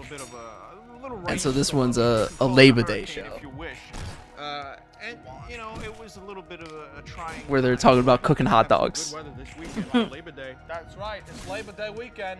You know what they say? Labor Day's a major day. That's right. I was wondering Labor Day's a major day. I've never heard that. But Let me tell you, he's got Well, the they're fried jellyfish up on there, and completely it just blew my mind. ad-libbing Had it, some sausage, improvising pepper, it. some onions, but it didn't help. God bless the guy, but the guy can't cook. Let me tell you. It's all right, though. It's all right. What are you guys cooking this holiday weekend? Hey, Carla, what are you cooking? You cooking fried jellyfish? I hope not. My brother. Hey, how you guys doing over there? Good. How How you are doing? you? All right, my name is Rocco Tuscadero. Hey, Rocco, how you doing? What's up? I'm all right. What else you guys making? What's going on with those juice drinks over there? Well, what we're doing... This is my fruity juice. This is what I drink when alcoholic beverage. I stopped that. I don't do the alcohol. You like fruity juice, Cole? You like Good for get him. silly with the fruity I like juice? fruity juice. Basically, what this is just... I think at the it's time he nectar- was it's also a nectar that's smoker. really healthy for you. We like to stay healthy this holiday weekend. You got to make sure you're hydrated, especially if it's going to be sunny out. we like to stay Yeah, you got healthy, that. but like Listen, you eat guys hot have a great dogs. holiday over there. Hey, you too. Thank you for calling. Keep that tradition alive. I like to hear that. I Italiano definitely all the way. am. Enjoy your sausage and peppers. Hey, all right. Thanks for calling, man. Now, you see here, Staten Island is calling in. A lot of people excited for the weekend. You know, That's it's right. an exciting time. We got a lot of things coming up this weekend. A lot of things. but Why is they're everybody mostly coming for me? barbecue Okay, I and know I'm related. cute, but So if you like, like fuck meat, off, let me tell you bitch. something. This right here is one of the best. Oh, what's that big cheapest one? foods you I can don't ever like get. it. It's That's right. wonderful. And what it is a hot dog. You can't That's beat right. hot dogs. When they first invented America, now you might say, wait a second. When they Hold on a second, invented Jeff. America. They I invent love that America? sentence. In a way, it's an invention, as much as it was a discovery, because what was invented was hot dogs and hamburgers. That's right. And that says American Labor Day right there. It's a nice hot dog. We got to celebrate the country. Gotta And what better celebrate. way to do it than all American for them, I food, guess. hot dog, hamburgers. Carla, what are you cooking this weekend? What dogs and hamburgers? Carla, you cooking this Hello. weekend? How you doing? Hey, my name is Freda Torres. I'm from South Beach. Freda How you doing, Torres, Freda? nice to talk to you. Yeah, you guys should go fuck you. All right, Freda. Very nice. Kind words from Freda. Real nice guy. Thank you for calling. I'm calling in just to tell you to go fuck Let me yourself. tell you something. That's not cooking. He's like, Not cooking. okay, That is thanks. raw. There's a lot of people that I like to get out there on can't. public television. They like to say a word or I two. can't but let me redirect tell you that. something. No matter what, I'm you're gonna still have to eat cooking shit, I just guess. the same as we are. That's right. That's right. Caller, you're on the air. Yeah, you Oh, going to that's cooking? enough protection to do shit. Okay. Carla, you on the air? Hey, is this Sammy? What's that? Is this Sammy? Yeah, this is Sammy. How you doing? Oh my God, How Sammy, you it's doing? Johnny from Brooklyn. How you I've been trying to doing? call in. It's been busy all night. Carla, I have a bad feeling. I know you from someplace. Maybe we just met tonight. Maybe not too long ago. I wish we met tonight, Sammy. I see you on TV. I might need to. I just want to What is it to say though? You're right. You know what? It's a beautiful thing. Let me tell you Sammy, something. is there any way I can leave my phone number with the guys picking up the phone, and then maybe we can meet up later? No, I'm sorry. I have a dear Sammy, I wife. just want to pull your hair. Agatha, let me tell you something. A man's mustache is almost as good as a man's hot dog. The only way you can get better than this mustache is if you just kind of like curl a hot dog. See that? Of a I mustache. love her. What a queen. If it's not me. Really manly. Okay, I'm you gonna get like leave a my hot dog information mustache right in there. Yep. Something you could do this holiday weekend, maybe. That's right. Try it with the kids. Make a few jokes. Make some hot dog animals. Weekend. I'm gonna leave my information. Okay. All right. Have a great holiday weekend. Make some hot dog Stay cooking out animals. there. We love you. We love you. Thank you for calling. Now, how's You ever everybody make else any doing hot in Staten dog Island? I know animals? we got so much going on this weekend. It's a That's holiday. right. It's a holiday. You know, you were talking before about the Richmond County Fair, but let me bring up a few more things about the Richmond County Fair. How you doing? Fruit juice? Oh, that booty juice. It went down the wrong Booty juice went down the wrong pipe. Let me It's all tell right. you, there's also, in the Richmond County Fair, there's pig races. Oh, wow. Could you believe it? Can't believe I it. usually eat pigs. There's a flying flea circus. Unbelievable. That doesn't sound too amazing. Maybe it is. Maybe it is. Fleas, all right. Then you got That's the so stupid. BMX bike stunt show. That sounds unbelievable. And Scott's family magic show. Unbelievable. I know Scott. He's from the neighborhood. Scott's a nice guy. He's been at the barbecue. His family puts I on a love good stupid show. things, man. Carla, you cooking this weekend? Very entertaining. Yeah, I'm fucking cooking a lot. All right. So, Carla again. What a cooker. What a cooker that guy was. I'll tell you what, there's a lot of good people on Staten Island, but they're not calling tonight. So what I want you to do is, I want you to, that's the thing, it's the fruity juice. It makes you feel fruity deep Yeah, a little down. giggly. Now let's talk about what we're cooking, all right? We said before, good American hot dog. Let's open the buns and talk to you guys about the right placement of the hot dogs. That's right. And how you want to make sure that your holiday weekend is filled with great food That's and right. a great party. Now here's an example, first of all, of what you might grill with. Okay, this is state-of-the-art technology. It's very, very expensive. Basically, you have a screen of some sort, and then below that you have charcoal. And once the charcoal catches kindle, that's when you can put the meat on there and sear it till it hits a nice, delicious cook. That's right. Now, there's no problem with slow cooking. I think a lot of people are always in a rush to eat a nice hot dog on the holiday weekend. Take your time, be patient with the meat. You want to And where are these people from? Staten Island. Slow cooking equals good eating. I want to hear nobody from Staten Island talking about barbecue, okay? Give me a text and talk about barbecue, What are you okay? talking about? Then we'll People, talk. people grill things in New York too. It's shitty. It's probably shitty, okay? You people know nothing about grilling, okay? That You is people know that is nothing. no, that's entirely wrong. Texas barbecue is superior to everybody's But, barbecue, okay? but we're not talking about barbecue. We're talking about grill. This is a common. You can barbecue on a grill, but barbecue is But different barbecue and than grill just go generally together, ribbing. okay? So if you're Yes. just gonna have a grill, if you're just gonna have a grill with no barbecue, like what the fuck are we talking about? Doing a barbecue involves the use of a grill, but you cook more than just barbecue on a grill. Right through. As soon as it hits the fire, it's gonna sear Make sure right it through. sears right. My thing is, you're gonna grill That's hot right, dogs, and sear you're not gonna right have like through. brisket. Yep. Like, Make sure it's fuck. pressed down right on the fire there. You want to get a nice. You're gonna have toast right burgers, through but there. like not Make sure, brisket. you know, you got a lot of rivets. That's right. In the flesh of the. You don't have any ribs. the bun. The bun. Now, once it's done being toasted, turn it around. Turn it around. Might I don't know, break a little bro. bit Sounds because when boring. it's toasted, it'll be harder, so it'll be a little bit more manageable. Good. Once it's completely I mean, toasted you've never there, had a garbage plate before, so I don't want you to got hear. your dog's cooking right next to you over here. You got a dog right here. Yeah, There's those a look dog. gross. There's too many Put one there, textures it's fine. involved, All right, put and them I on don't appreciate it. You got a dog That's right your there. loss. What you do is you want to toss the bun. Okay, Garbage toss plates are the bun. delicious. Toss the bun? Toss the bun right in. And maybe say this is ketchup or mustard. You maybe throw Too a many little, textures, little like bit of I said. that on there, and then suddenly. I saw Jenna Marbles make one, Day and I hot was dog. like, Just poured the Day fruity hot dog. juice on the Camera guy, hot can we get a dog. close Can we get a up close up on of this the Labor Day hot brilliance dog? Look at of that Labor this- Day hot Look dog. at that. This is Labor Day hot dog for you and for us. And that says holiday weekend. You want to enjoy your weekend. You want you to work too hard.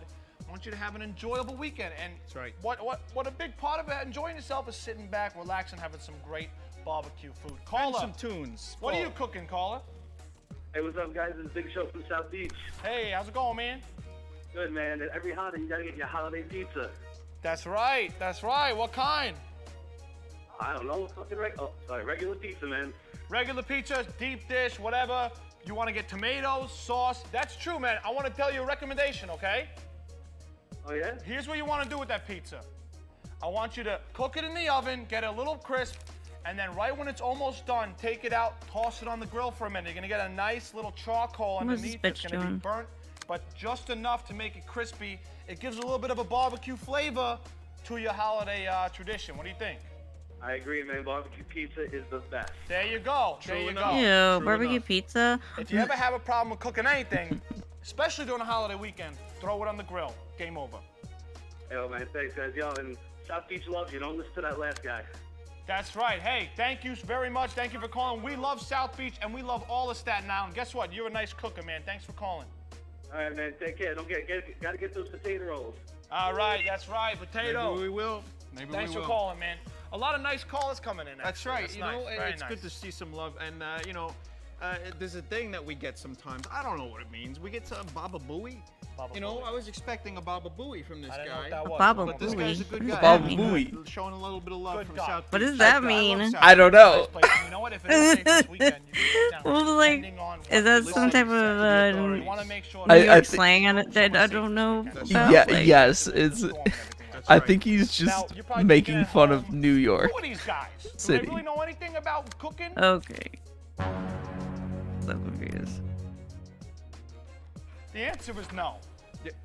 And yes. It's a mix because just like you and me and everybody else out there, everybody's good at cooking. It's a common misconception that nobody can cook. So I said no there to tease you because people might think I don't know how to cook, but guess what? If you're into having a good weekend, you can cook. You can cook, things that are especially easy to cook. 1, quail. 2, hot dogs. 3, hamburgers. 4, cheese. 5, melted onions on a grill of cheese. Cheese-flavored Fritos. There's a million things you can cook that are real easy, that aren't difficult. You got the power and the skill. That's right. Okay? That's right. Captain That's right. Planet, he needs you. Yep, you got all the power as much as you want. And I gotta say, a lot of things are affordable around this time of year. You know, we're wrapping up the summer. It's a nice holiday weekend. Look out for those sales that go on just for this weekend. You know, you can get 2 for the price of 1. You can get 3 for the price of 1. That's right. You know, and that's a good thing. It's a question. Guess what? I'm using request again. See, that's a lesson. Don't I mean, let you it. shouldn't need it this time, That's but right, you've it's a already good selected old-fashioned it, so watermelon, ladies it's no and going gentlemen. back. Now, this holiday weekend, you're gonna see a lot of these. Caller, are you cooking watermelon? A little bit of watermelon on the side. That's right. That's it. Yeah, Nothing exactly. better than a good watermelon. You wash it down with a little bit of watermelon, you are set for the weekend, my friend. That's right. You get silly A with little it. bit of fucking All right. So again, It's Of kind of course, sounds I like only the have same over guy's been faces. calling over and Yeah, over again. yeah, You know, yeah. it's a very familiar voice. big fan of the show. That's okay. We love you. We love everyone who calls. Thanks for calling. Now listen up.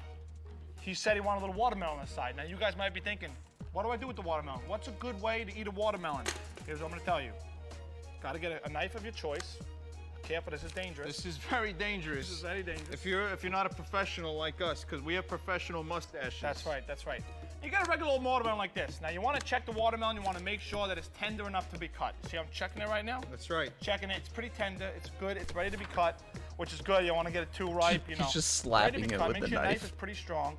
You want to just get it right in there and just cut down like that. You stay safe by doing a little cut down. Where the thumb and the fingers are, they're far away from Far the blade. away from the melon. Now you want to go straight in and down. Gonna cut it straight through like that. You see that? You want to cut the watermelon right through. And this is what's important for all you people in the holiday weekend out there.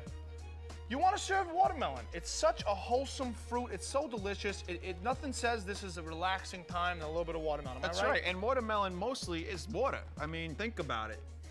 It's water in melon form. Right, now here's the thing I want to just tell everybody. You might not ever think of doing this, but clearly this is what we do with all the foods. In a Although melon. It's a cold, savory dessert. You want to spice things up a little bit. Throw it on the grill. Wow. Who Toss would it have right on think the it? I grill. would have never Cook it known down it was right water there, a and little melon. watermelon. That's right. Just on the bottom here, you never know what a little bit of hot watermelon. You actually can use this for steak sauce. It's a sweet steak sauce. You could use it maybe on your hot dog a little bit.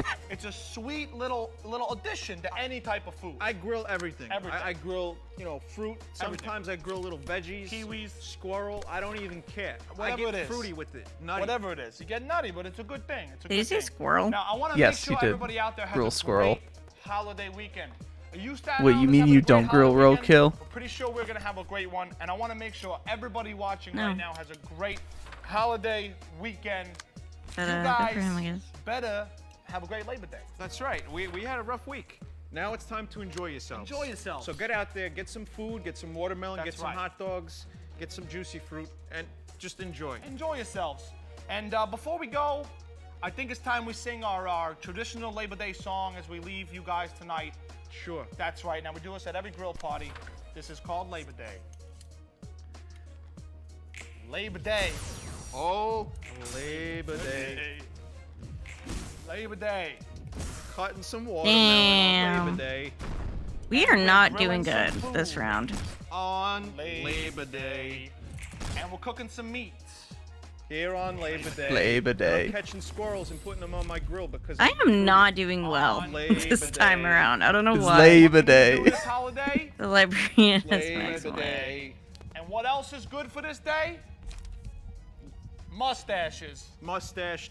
Labor Day. rides. And finally, heat up that grill on Labor Day.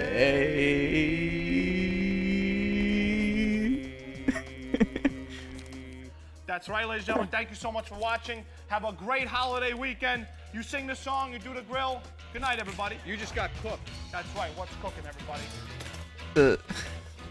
The funny thing about Vine Sauce, Vinny, is that he's been around for a long time. And I need to get the mouse for a second. There we go. And he's only like a mid-sized streamer. Damn, I rolled low numbers. Damn. Hey, but you got the grinder. Hit him with the grinder.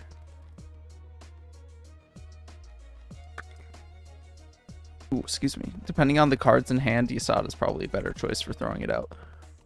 For using it.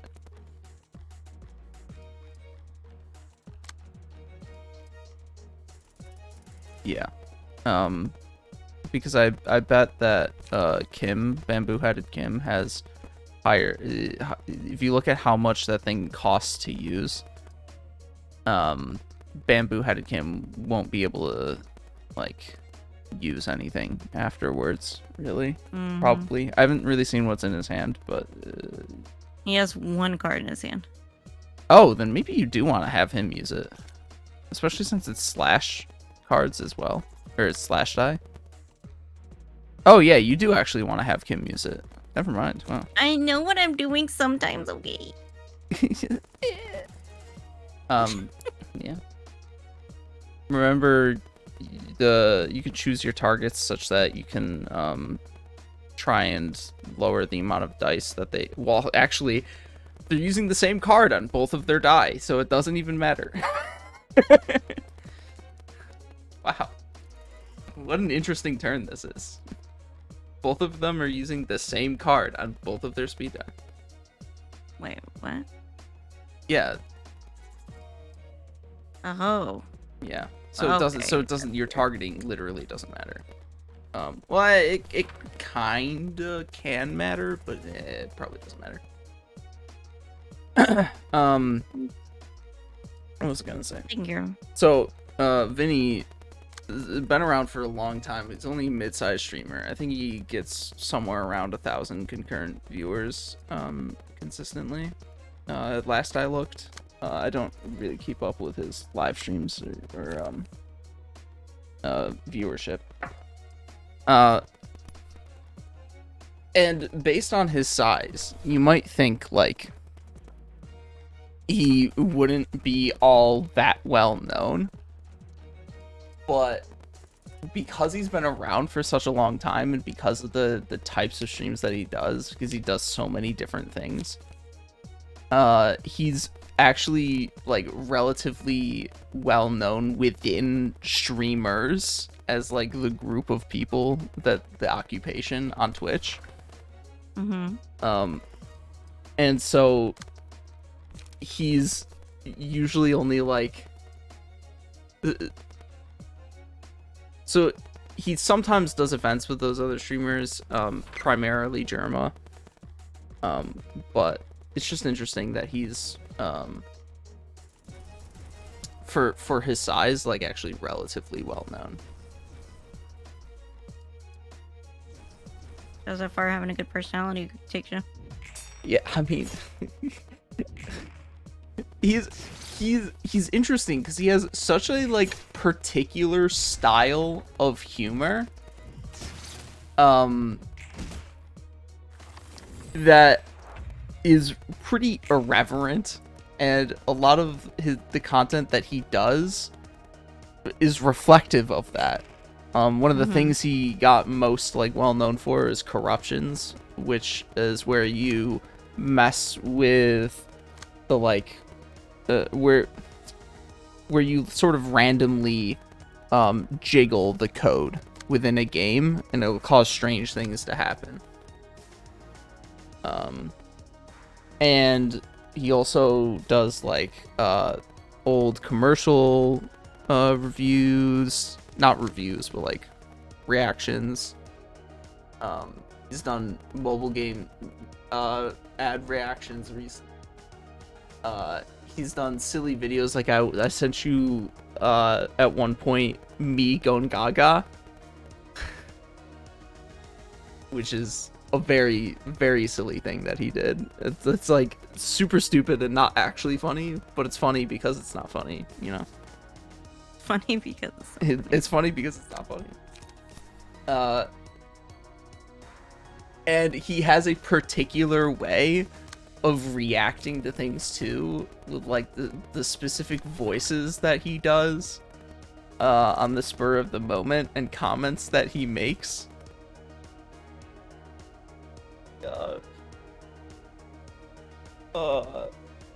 Let me see if I can get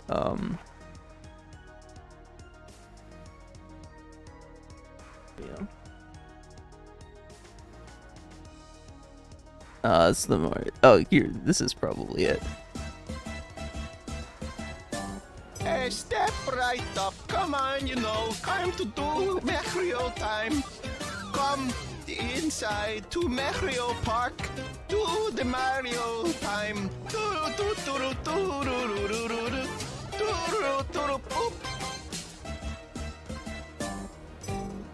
Come down to Mario, go on inside, we've got the Death Star. Come to see the Toad.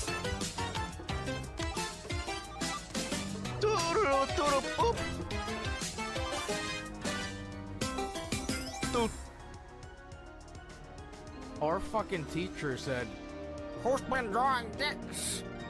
That was a different guy at the end there, who's like a part of the same community.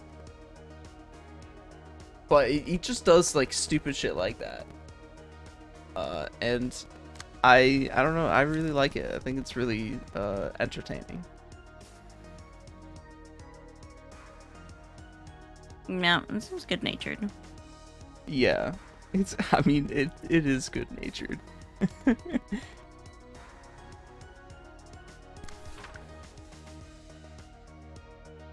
Fuck. And I didn't roll very good number. Fuck, bitch! Right? Come on, you know. It's time to rip a new asshole. Also, did what's his face say anything? The Destiny fan or this guy in chat? A Destiny fan. No, he is. Well, I never followed you didn't up. respond. Okay. Well, I never followed up after I cooked the burger after I was talking to you. Oh. So I frankly, I don't know if I have a good way of articulating what I mean by the whole by the whole like trying to find ways to not acknowledge it as genocide thing. Like, I don't know if I have a good way of articulating that. especially in a way that would be like actually convincing. Because obviously this guy is pretty thoroughly convinced by the whole like, oh, you guys, people are so ridiculous for having this like short circuit in their mind where they think, oh, because I don't think it's genocide, it means I'm okay with bombing people. And it's like, oh, but you're kind of okay with bombing people. No, he is kind of okay with it. You're kind of acknowledging that you're okay with it. Let's not mince words here, okay? But yeah, I don't know if I can have a good way of articulating how to like put it down like that. It's just it just doesn't come across as worth engaging in or with.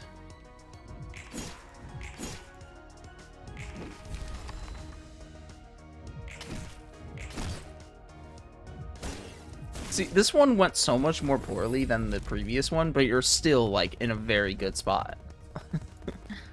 Yeah, the card. It's really like there's no need to worry. Stressing over nothing. Wow, wow, wow, wow, wow.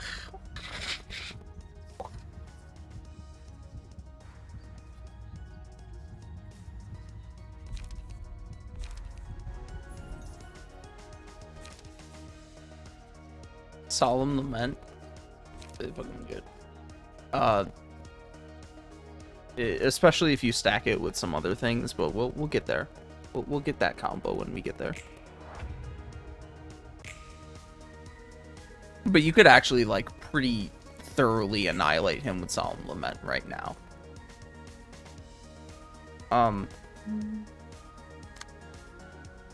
Usually what you want to do with Solemn Lament is you don't want to have it clash. Because if you notice, it doesn't roll very high value. But it's a ranged die. So it's going to go before other die. And if you notice the bonus effect it has, it rolls that die 8 times. At each hit, it deals either a bonus 3 damage or a bonus 3 stagger damage. So if you are to say, play Solemn Lament on Yasad's 2-speed die right now, target Nemo, you basically don't have to worry about whatever else he's doing this turn, because even though he's targeting the other characters, and I saw he's playing his big fuck off laser beam card, and that will end up killing Max and what have you, Solemn Lament is going to immediately afterwards stagger him, deal a bunch of damage, and you can just kill him the next turn if it doesn't kill him this turn. Interesting. Oh, okay. So let's see. It won't matter what you target because it's not gonna redirect and clash with anything. Okay. And you don't necessarily want to clash with anything. Okay. Yeah.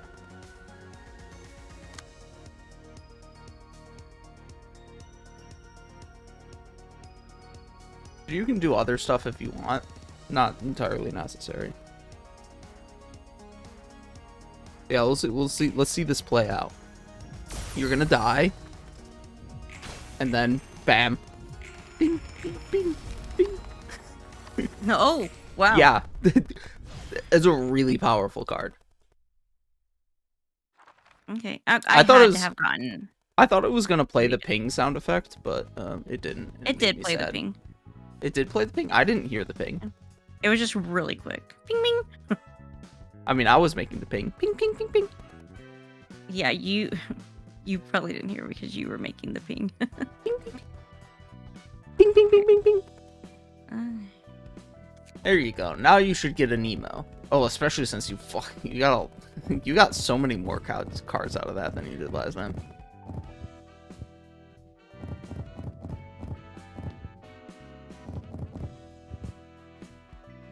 Burn these books.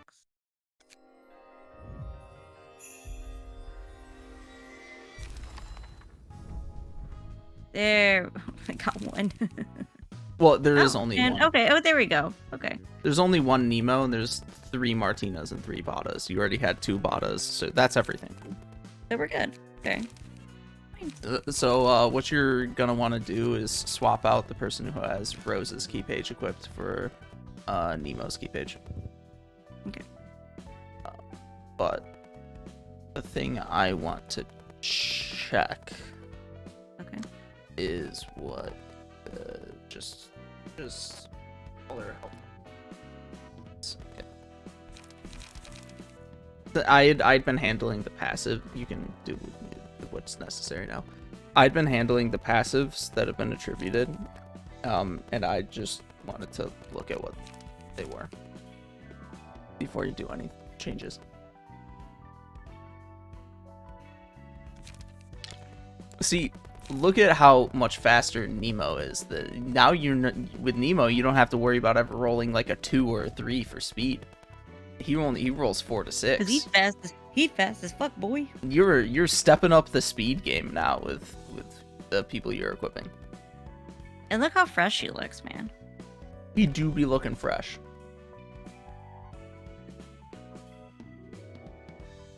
And then we can put in his cards. Yeah. Oh, no, we're in combat. Yeah, keep pages. Yeah.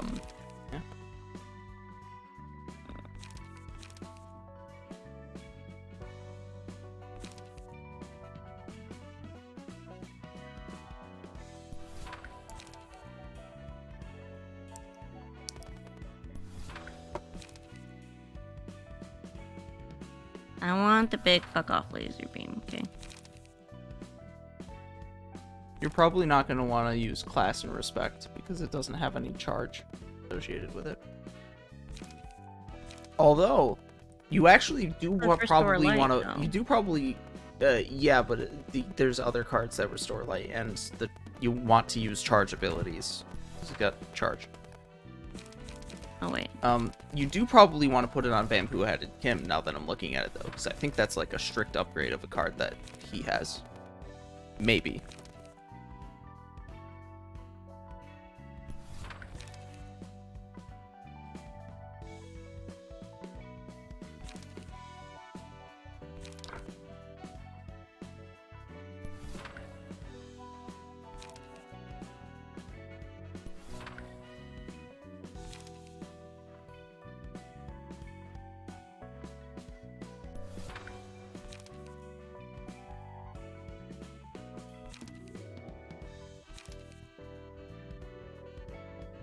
There's no 3.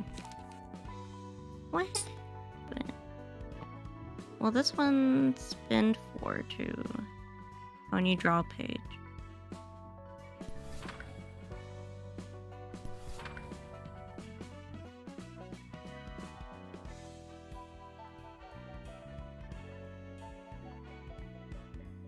Want me to help you out a little bit with this one? Sure. Alright, I want to do that. I'll hold on to you. Okay, so how do I want to balance these? I probably want to put in 3 ready ups. That's probably smart. Just because it's a good card. Golden Opportunity is also good. And then probably Energy Shield. What's my generation at right now? So that's like 8. A little bit more.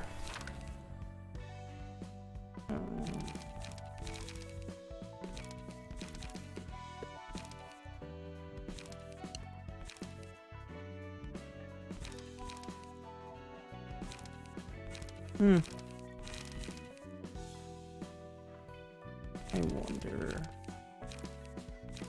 Well, should also Speaking look of speaking of email ads,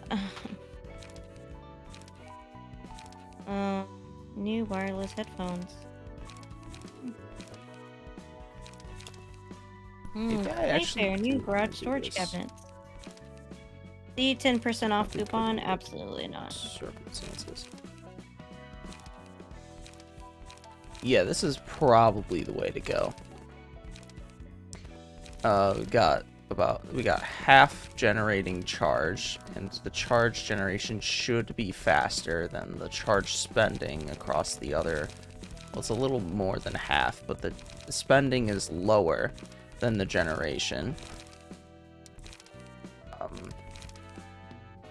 And then the beam. This is probably good. Then the other thing I wanted to look at is here.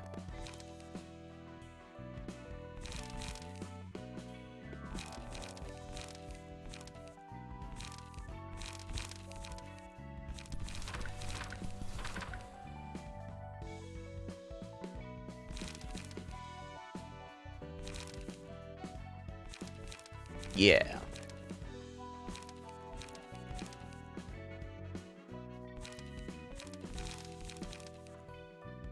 Yeah. And we also want to look at passives.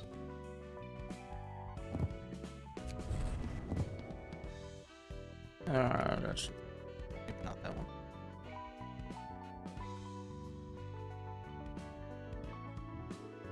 one. What types of dice do we have here?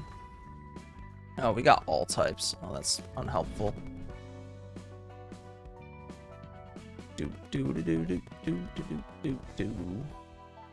You are very helpful. I know. I can't believe I'm handling the passives for you again.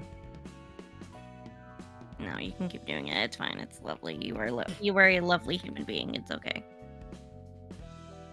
I wonder if I should put singular strike on, but it would only affect the beam. It's probably not worthwhile. Yeah, and the beam's like worth 4, so you know. Yeah, you're probably not gonna.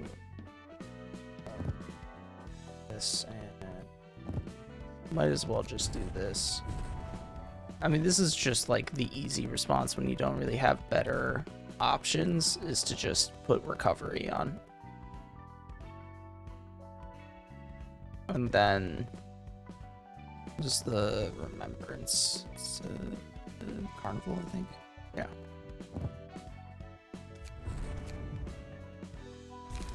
It's just the easy. Although maybe I should put defense, because he does have a lot of defense die. I think I am gonna do that actually. Although that's if an ally has died at all, but you typically don't. You typically avoid allies dying most of the time. I try to. I mean, I don't like my allies to die. It makes me sad. yeah, it's probably good to do that instead, actually. And then the other thing, I wanted to make sure to empty out Rose's page. Bookshelf, revert attribution. The other thing to look at, though, is I don't want to just look at the Star of the City charge pages. I also want to look at the Nightmare charge pages. Because, I think I would rather the energy shield over the energy cycle. And to rewind. Recharges to draw 2 pages. Let's draw 1 page, but it also restores light. It restores a lot of light.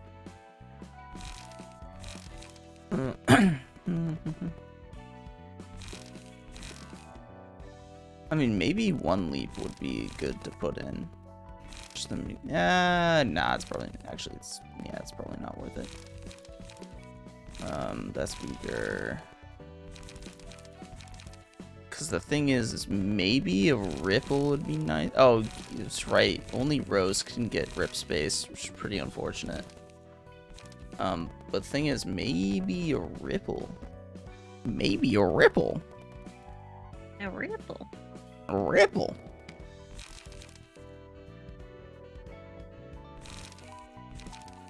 But I want the big fuck off laser. Well, I wouldn't be replacing the laser. I need it. I need it.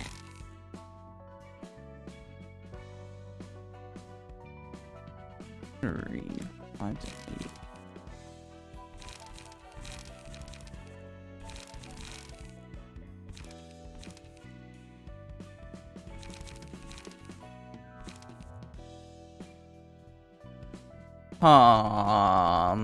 Bum bum bum ba-dum bum. I mean, protection's not that good. We'll go with this. I think that's good. Ripple is a strong card. All right, OMG, the Toriyama, he died. What? The Dragon Ball creator, he died. Akira Toriyama is dead? Yeah, he died. Damn, what's Dragon Quest gonna do? He died at 68. Damn, that's so sad. 68 is so young. Not for a mangaka. I mean, yeah, that's true. That's way different. Oh my god, does he have kids? Yeah, I'm pretty sure. Oh, I feel so bad for him. I mean, his kids are adults, but still, you know, that's so sad. He's probably got grandkids. Oh, my heart. Yeah, he has 2 kids. That's sad. And his legacy is going to continue to be spat on as they continue to make more Dragon Ball products. Yeah. Even though Dragon Ball wasn't all that great of a IP to begin with. I mean, it was good for its time, you know. I don't agree with that. It was iconic. Yeah, I know. It got my brother and sister into anime, so and my cousins, like. And children are stupid. Okay. I mean, I don't know. I think for it to have like such a big leave such a big dent in society, like I think it had to have been good in some ways. Wait. I want to do this one. Fuck you. Do I want to do this one? Okay, eeny, meeny, miny, mo. You're only gonna do one of the bottom ones? I mean, you would also want to throw the thumb in there. You still have another battle to do in the thumb. What do you mean? I mean, there's 4 battles. There's 4 battles you can do: the right, the middle right, the middle left, or the second thumb. The second thumb battle. Yeah, these 2. No, the thumb as well. Where's the thumb then? It's the one on the left. This one? Yeah. I thought I did this one. There's 2.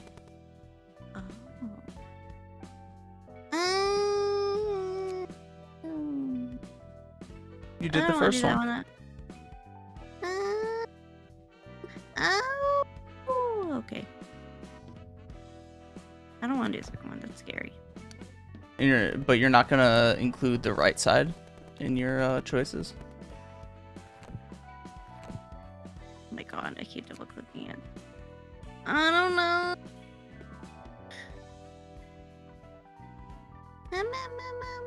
We'll go with this. We'll just do this one. Just do this one. Okay, we'll just do this. We're gonna do this. Oh, but this one has the crying children book.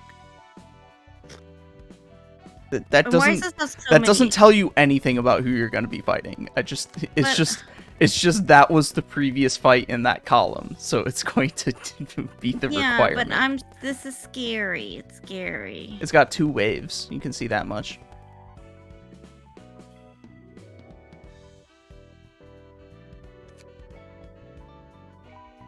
Welcome to the Liu Association. 우는 아이는 피아니스트만큼은 아니지만 꽤 큰 피해를 내고 있어.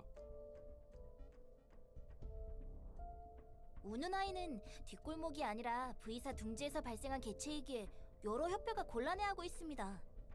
Oh, they're like fancy. 현재까지 사상자가 몇 명이라고? They look like rich bitches. Are they rich? 8만여 명쯤.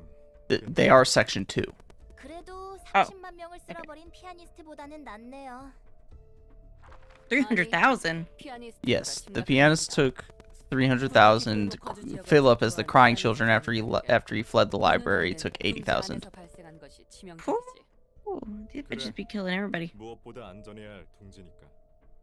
But the pianist only struck the back streets, while the crying children struck the nest. How dare they? You can kill the vermin, okay, but not the nest. 세실. 어쨌든 협회장의 눈초리가 따갑겠군. 메이, 현재까지 보고받은 우는아이에 대한 정보를 브리핑해줘. 네. 우누나이의 Look at him. 필립은 새벽 사무소의 해결사였습니다. 새벽 사무소는 V사 둥지에 있는 4등급 사무소였고요. 리우 옆에 직속 사무소로 구성이나 실적도 나쁘지 않았습니다. 그러고 보니 그곳에 살바도르가 있지 않나? 맞습니다. 한때 잘 나가긴 했어도 이제는 한물 간 영감이죠. 그보다 중요한 건 새벽 사무소는 도서관에서 모든 해결사가 사망하고 폐업했습니다. 단 한 명, 필립만 빼고 말이죠. 필립은 5급 해결사였습니다. 살아남은 필립은 협력 관계인 쐐기 사무소. It's kind of crazy that they learned all of this. Yeah, I'm like, how did they 지금 이야기만 들어서는 알 수 있는 do they have listening devices somewhere? 너무 과한 추측이 아닌가? I mean, they have advanced technology. It's safe to say that they have advanced detective technology too. 유리석 조각상 하나가 울고 있는 걸 본 해결사가 있다고 합니다. 우는 소리가 저 멀리서도 들렸다고 하니 한참을 큰 소리로 울었을 겁니다. 그리고 조각상은 점점 형태가 변하더니 설마 필립으로 돌아온 건가? 예, 완전하지는 않았지만 목격한 해결사가 기억하고 있는 외관과 서류상 나와 있는 필립의 모습은 일치하는 부분이 꽤 있었습니다. 하지만 그 형체를 갖춘 것의 피부나 옷 재질 전부 밀랍이었다고 하더군요. 인간이 아니었군. 그리고 필립은 Was it supposed to be like Icarus or something? 사무소로 돌아와 다시 Not so much. It's more so the line at the beginning of the song, you know, do the candles look forward to being used, enjoy bidding adieu, adieu. I think is I mean, you can make parallels with Icarus, I'm sure. But that I don't think that parses as well because thematically it's not all that relevant to Philip. He didn't exactly like fly too close to the sun in any sort of metaphorical way, only to get burnt. That analogy is like giving new knowledge to like the human race or anything. Yeah. The analogy of Icarus is levied at the wings of the city more than way more than anything else. It makes sense. Okay. What did it say before? Dawn office. Another whale could be heard from that location for quite a while. Yep. And he just started destroying everything. He cried for a long fucking time because that battle took a long fucking time. I believe it.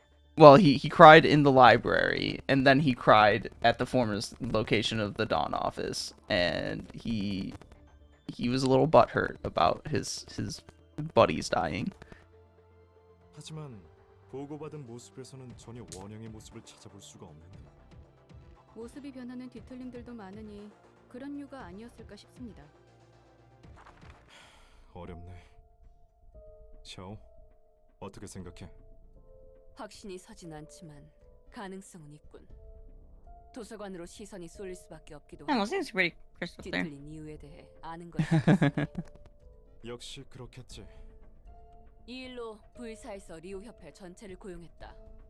뒤틀림과 관계 있어 보이는 모든 것을 습득하거나 열지 않으면 처분하라고 하더군. I didn't. Oh, your dog. 당분간 도서관에도 Yeah. 인력을 집중적으로 배치하겠지. 날개로부터 의뢰니 협회장이나 지부장들은 좋다고 받아들였겠군. 한동안 도시의 모든 골목마다 피바람이 몰아치겠네. 이과는 Like it isn't already? Well, I guess in the nest it's safe. Like, 도서관부터 시작하려고 해. I don't know. It seems pretty chaotic over there. I'm just saying. 도서관에만 집중하지 않을 거고. 일과는 어때요? 일과는 협회장이 지목한 우누나이 소거부터 시작한다.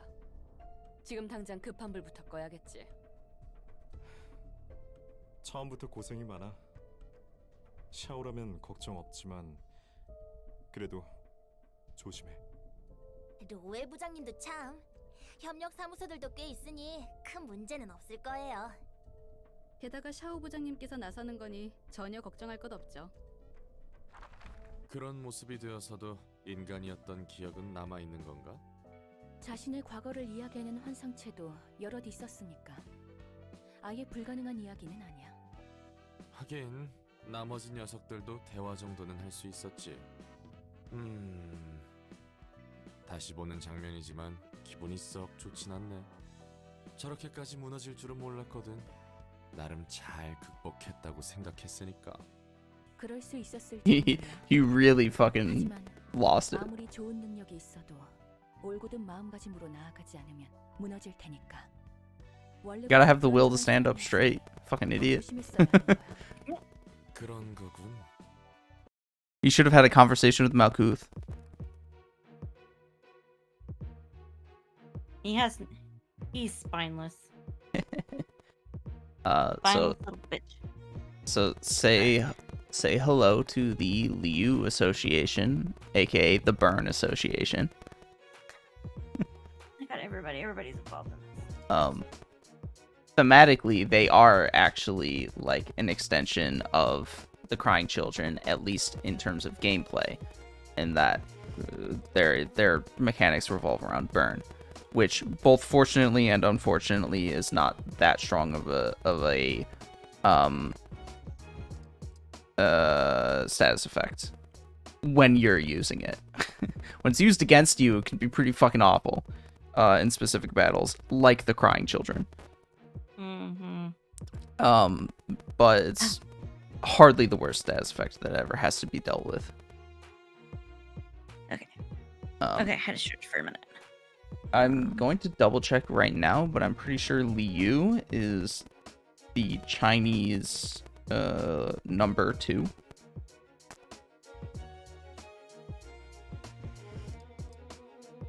Liu.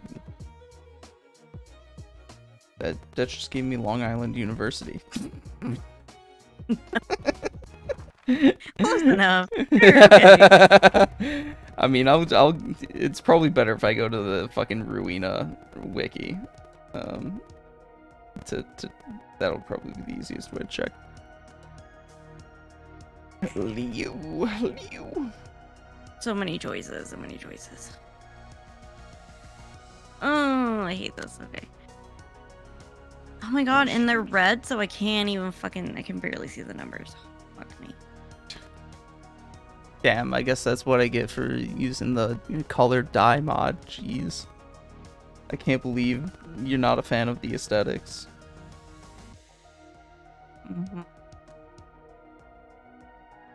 Okay, it's a 2 and a... Visual battle symbols. That's all plot. Okay, let me just move my computer really close to me so I can fucking see shit. But yeah, the colors are blending. Okay, there we go. Okay, we can see. Bitch can see. Oh, it's the number 6? I was just fucking wrong. Explicitly. Fucking loser. Damn. This entire time I thought it was like 1 or 2, but no, it's actually 6. Jeez, I got boomed. Blammo. Oh my god. So the specialty of the Liu Association is all-out war. Okay. What it was described as. So, the best point of contrast. Well, actually, all of the associations are pretty good contrast. Well, let's compare it to the Shi Association itself before. Shi Association specializes in assassinations. That means that oftentimes their work will involve them being like sneaky, single strike from the shadows, one-on-one. Or maybe they do work in groups to do some assassinations as well, you know. The Sank Association, they do duels. They are explicitly one-on-one combat. The Liu Association, on the other hand, is basically all hands on deck. Everybody's fighting like as a team. Murder. Yeah. Their approach to combat is deliberately similar to the way that flames work, in that they basically spread aggressively and damage like everything in sight that is deemed an enemy. And when you fight the Liu Association, you're fighting like the association. You're not just fighting people from the association. You're fighting the association. What's interesting is actually in the latest Limbus Company update, they added a couple more Liu identities, and it actually described even more specifically the tactics that they use, wherein the members of the section all engage in combat amongst the members of whatever like syndicate or group that they're fighting against, while the director engages in one-on-one combat against their leader. So then when they win the one-on-one combat, because the leader has been taken out, like the people that they're fighting collapse and like run away. More specifically, with the Liu Association that you fight in Ruina, you're fighting South Section 2 and South Section 1. South Section 2 is directed by Lowell, and has, what is it, May and Cecil are the two like right and left hand men of Lowell, and Section 1 is directed by Zhao, who has the moniker the Iron Maiden. Now, I don't know if you noticed, but there was a couple of lines of dialogue in there that indicated that Zhao and Lowell are in a relationship. Yes, yes. This may or may not be relevant. That's something of note.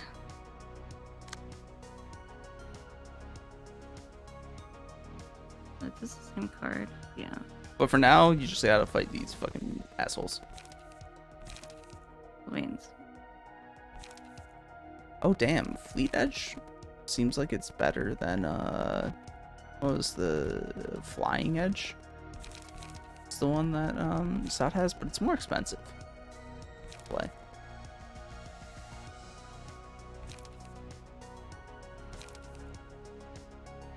Burn might not be that great of a status effect, but some of the cards that the U Association have are like pretty good.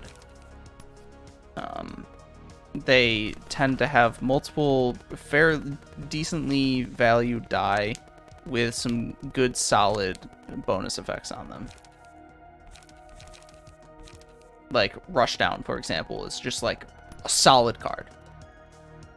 It's not going to be particularly useful in any like specific deck, but it will work in whatever deck you put it in. Just solid card.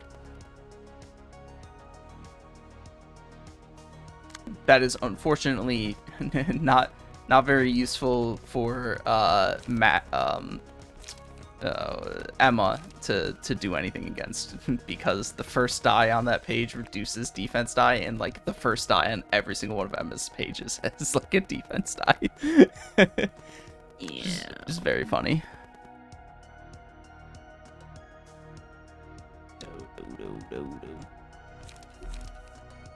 Sturdy defense in particular, very annoying card. Yeah. That's card is like awful to play against, because you're like, damn, I can't do anything. This motherfucker's rolling like a 15 on his second die. What am I supposed to do here?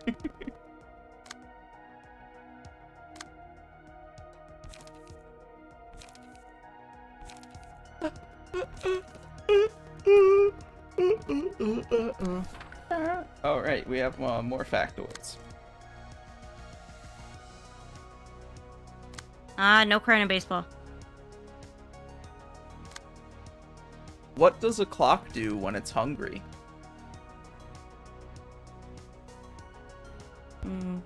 It goes back 4 seconds. He's like funny.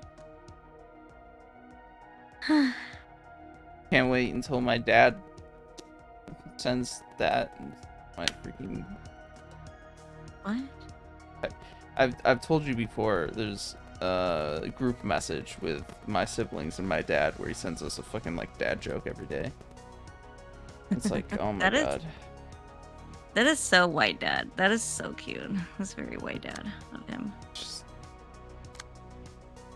Whatever. For Tuesday, March the 5th, did you know there's a nursing home in Seattle with a child care center inside? The kids do activities with the residents so they can learn about the elderly and how to accept people with disabilities, and the seniors can feel less isolated by playing with children every day. Saw a video of that and I was literally crying. It's the most sweetest, most wholesome thing I've ever seen in my entire life. 10 out of 10. 10 out of 10. Just, man, anything with kids, just start crying. Here's a healthy living tip for you since you need it. Try to incorporate strength training into your exercise routine at least twice a week. If you don't have access to weights, body weight exercises work just as well. I do that. Okay. Thanks, though. Appreciate it. I just love when able-bodied people think they can give disabled people like health advice. It's so great. Okay. I'm just saying, you were like dying earlier. You were like dying earlier, you know? Yeah.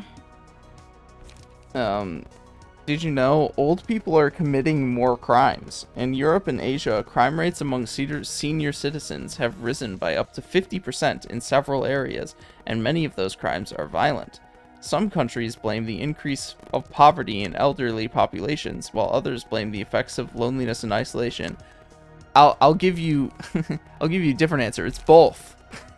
And actually, Yeah. I'll give you another answer on top of that. They're the only population that's still affected by lead poisoning. Oh, yeah. I didn't think about that. That wouldn't be a reason for it to be on the rise among those populations, though. Because they would have like the same level of lead poisoning as like the previous elderly generation, so to speak, roughly. What is in the way? So that the lead poisoning wouldn't be a factor. It's just if they have more crime in comparison to younger generations, the lead poisoning would be something to point to.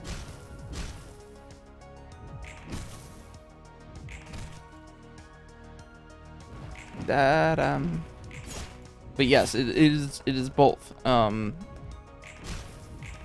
Loneliness and isolation is obviously not great, and can lead to increased violence and crime.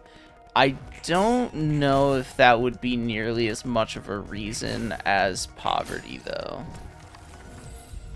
I mean, what I saw in Japan that like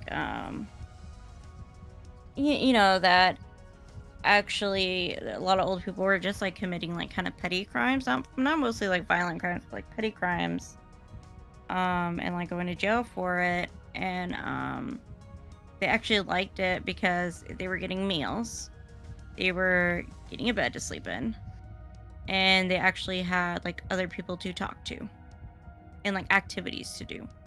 That happens in like ghettos in I imagine not just ghettos, but in like ghetto communities in the United States where people complain about how there's like all these places are like ridden with crime, and also recidivization rates are like really high in areas like these. And there's a number of reasons why, but some of the people that this is the case for, if you ask them, that is some of the reasoning they're going to provide as to why they do crimes. Because like we do not have adequate living standards outside of the prison, and so we want to go back into the prison where we're given food and shelter, even if the food and shelter that they're given is basically abuse in regards to how the prison system is run in America. Yeah. And apparently in Japan, like, of course, prison system is run differently, and apparently it's, like, better. Yeah, like I would hope so. You know, they're treated, like, differently. And especially like elderly people, you know, like elderly people are treated with more respect because of the status in society. You know, you treat your elders with respect, kind of thing. Yeah. So actually, So, you know, that's just making me think even further, like how much better and easier it would be to just give people fucking like food and shelter, and how much cheaper it would be for your government to do that. It from the angle of as simple as like you're doing that for the people. You're doing that for the people who are in prison, and oftentimes they're in prison because they don't have these things. So instead of having to pay for all of the extra, like, admitting to it. Yeah, yeah. You know, so if you're having to pay for all of the like extra shit surrounding the operation of the prison, in order to take care of these people that you otherwise could be providing these things for, if you didn't do that, then you might as well just provide the things for them. I think it's cheaper that way. It's cheaper. It is cheaper. Yeah. But it's not cheaper for the people who own the prisons when you have private prisons. Haha. Yeah. True.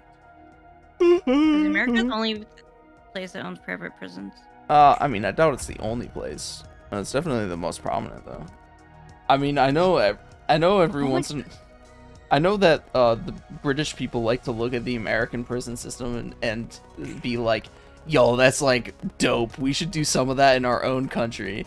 And then they realize the politicians like try to do stuff like that, and they can only go so far because the people are like, fuck off. Really? Oh, that's cute. I mean, they've definitely had it in that direction over the years, though. I'm remembering this one video of some older lady who's like the head of who was in something along the lines of the head of some criminal justice related position in the British government. At some point in time, she went on a tour of a prison in Norway. Oh, I think I remember that. Yeah, it's like the most expensive prison. Not expensive. The nicest prison in the world. And the entire time she was touring in it, she was like, I can't believe you're treating prisoners like that. Prison should be a place for punishment. Why are you like giving them nice cells with like televisions and giving them conjugal visits and activities to do and like books to read? Why are you doing all that? They should be they should be suffering because this is punishment for the crimes that they did. And it's like, dog. Oh, you're so gross, old lady. You're so gross.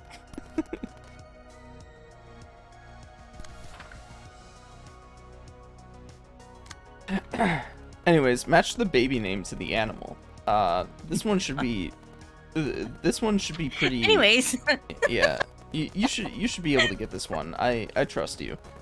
Yeah, the baby names are fawn, calf, kid, cub, and kitten.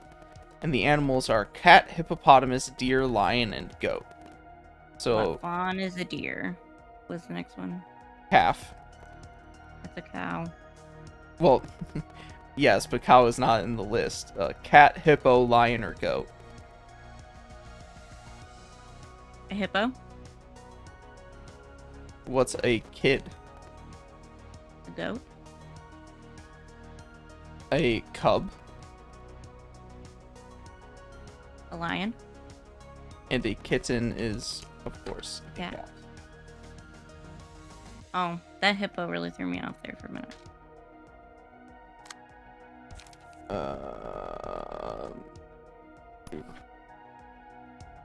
Really threw me off with that hippo, man.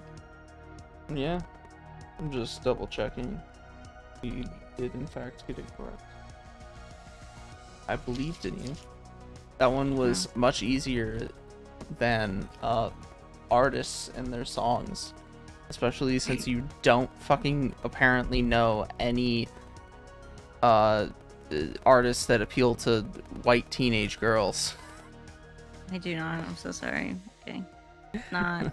I'm like, how do not you white, not know I'm Ed not a Sheeran's teenager. biggest hit?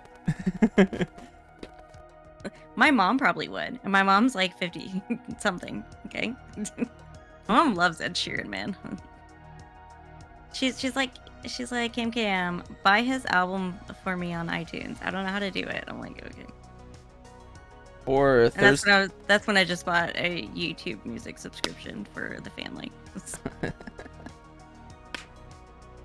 For Thursday the that's not a 7th, good one. scientists discovered a new species of dinosaur they call Hellboy because the stubby horns above its eyes resemble the comic book character, and because they had a hellish time removing it from the evil hard rock it had been embedded in for 68 million years. Why do they call it an evil hard rock?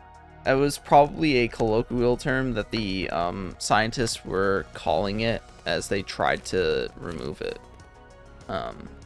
delicately. They were like, damn, this rock fucking sucks.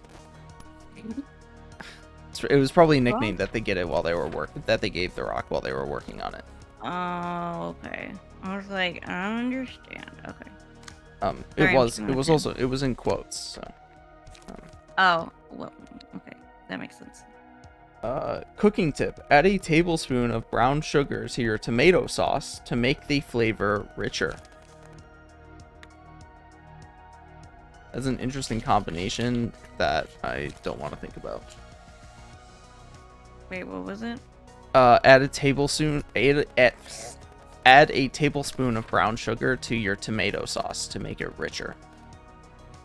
Ew. Hey, don't knock it till you try it. Well, thank you. I'm neurodivergent, okay? If I don't like, I'm just weird with textures, I'm weird with taste, I'm weird with smells. No, I was a picky child. I'm a picky adult. And finally, for today, Friday, March the 8th, which is International Women's Day. Let's go, bitch. Did you know, if you're in a brightly lit room looking in a mirror that isn't mounted on the wall, someone might be looking back at you? Two-way mirrors are built into a wall so that people on the other side can see through them, and the light on the mirrored side has to be much brighter than the light on the other side to be effective. Interesting. That's not gonna wait. What's it? This one's a 3. This one's a 3. Oh, maybe the 6 could redirect it. Okay. I'm just thinking why that is. Why would the light in the reflective room have to be more bright? But I don't know much about fucking two-way mirrors. You don't? No. Aren't you supposed to? Like, no. Aren't you the smartest person, like, in the room? It would have to do with the coatings or the crystal structure. Probably the coatings. See, you can figure it out. I knew you could. Good job. Well, I still don't necessarily know how it works. Shut up, Blue. The reason I say that is just because a mirror, of course, is made of glass, but glass is normally transparent. The reason mirrors are reflective is because the backside of them is actually coated in a reflective substance, oftentimes silver.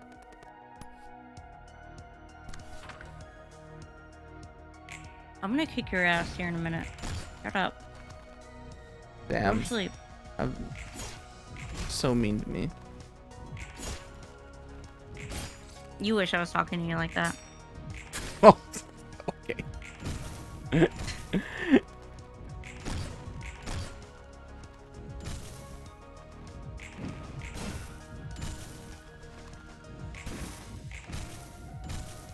Oh, damn. I hate these people. They're a pain in my ass. You're doing a decent job against them. You definitely don't need a request, at least in terms of the amount of books resolved. Every 3 clash wins. Right. So that's all of the calendar factoids. Let's do blunt. Where's what Emma? else? Emma. I mean, I got more fucking Atlantic articles I can read, I suppose. Read a good one. I think we were gonna do the To Stop a Shooter article, which is going to be long and Oh, did you see that? Did you see that James Somerton? He came out with like another apology video. I thought my awareness was that he came out with a video that is basically the same as all of his other videos, but he does actually say the sources of the video this time, which is like, wow, he finally did it. It's just too bad he's still plagiarizing people, even if he's still crediting them. Even if he's now crediting them, he's still plagiarizing them.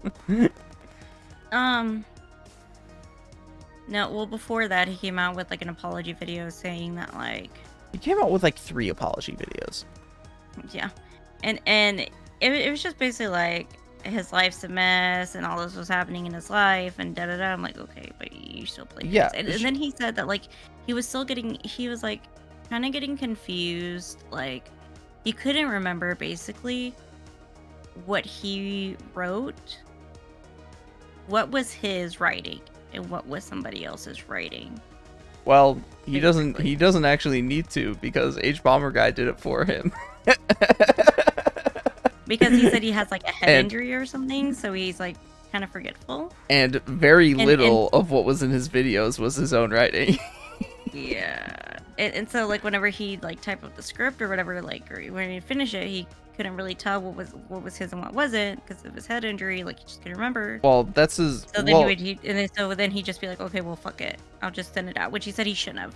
At that point, he said, I should have just scrapped it. I should have taken better notes. I should have. I was gonna say, at that point, it's still his fault Still for your responsibility. he could have accommodated for, if that's true, he still should have accommodated for his supposed injury by keeping track of what his sources were while he was writing, instead of trying to rely on his memory of what he was writing before. And look, when, especially in the case of when you're taking your text from a print book, I mean, I guess it's possible he was taking it from a digital copy, but if he was taking it from a print book, then you have to like actively be like reading what you're typing.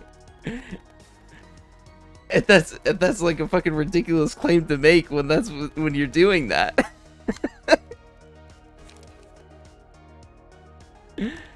It's one thing if you're, highlighting copy paste into your script from like an article, but I mean, even then though, in order for your video to have any connective tissue between the different things that you've plagiarized, you still have to like read over and adjust the wording so that it is connective tissue. Anyways, it's fucking stupid. He's a fucking dumbass. If he really wanted to apologize, he would stop doing YouTube. I don't think he should stop doing YouTube. I don't think it's that big of a deal to just stop doing YouTube altogether. I think he should just do better. I mean, the main thing is his Patreon, though. I don't remember. Did he? He did say with his Patreon was that with the money is that there was he had been moving, and then like your roommate was moving, and then he had moved to Yeah, I don't care. Bullshit. Get rid of your Patreon. Delete the Patreon. That's your solution. Because he was like filming something, I think, right? And so then like he got I don't buy it. filming a movie, and then like I don't buy it. And so people are like, what happened to the $3,000 that was donated?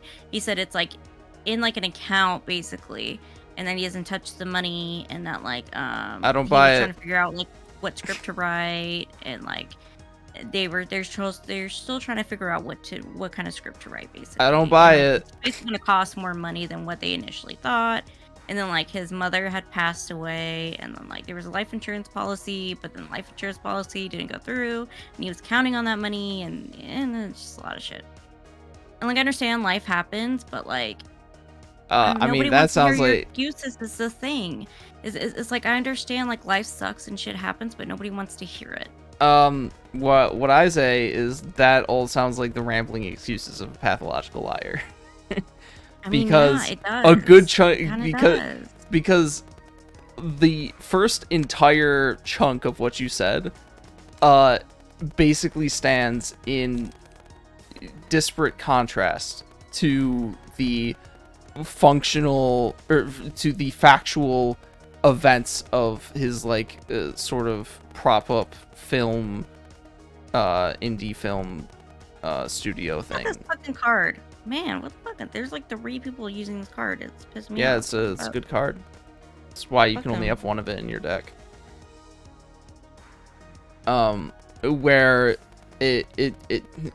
where basically as scrutiny sort of popped in as to the progress of any particular film he said he was making, the film would basically change, and the progress on what was being done would change, and like all the details of it would change, and the only discernible information that can be inferred from that is that he had no actual genuine ideas or script writers hired for this little studio, and that he was basically just making titles and posters every once in a while to satiate the people that were giving money to in the hopes of a product being made that was never going to be made. And so when you have this sort of history of lying, and when what you're saying on one front does not match up with the factual basis of what has occurred, then you're not putting yourself in a good spot for me to believe you when you say shit about your mom passing away and wanting to receive money from a life insurance policy. I'm sorry, that just sounds like you're looking for excuses as to why you need more money from people. It sounds like you just want more money. Yeah. And yeah, that's kind of the vibe I got. And like I don't know. I mean, I'm glad he's not like what it seems like. I'm glad it's not like suicidal anymore and shit. But like whenever you lie so much, because like, okay, I used to lie a lot as a teenager. What teenager doesn't lie a lot? Okay, I don't want to hear it. Okay, you perfect child over there. Don't tell me you didn't lie as a child. Okay, I don't want to hear it. But I lied a lot as a child. Okay.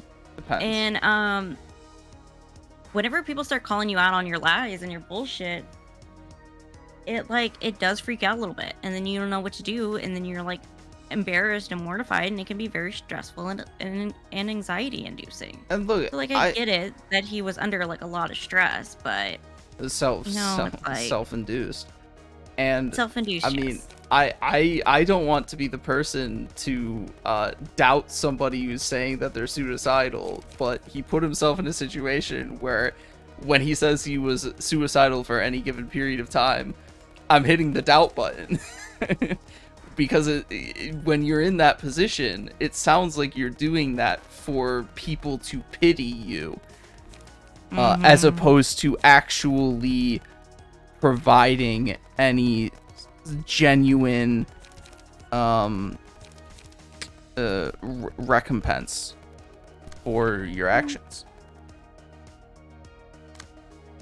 Yeah, I get what you mean. I mean, like, because people do that shit. They tie in real problems that a normal empathetic person would sympathize with, and to try and deflect away from any sort of like criticism or issue that's been levied at them, and be like, oh, but look at me, I'm actually the victim. And it's like, no, you're not the victim.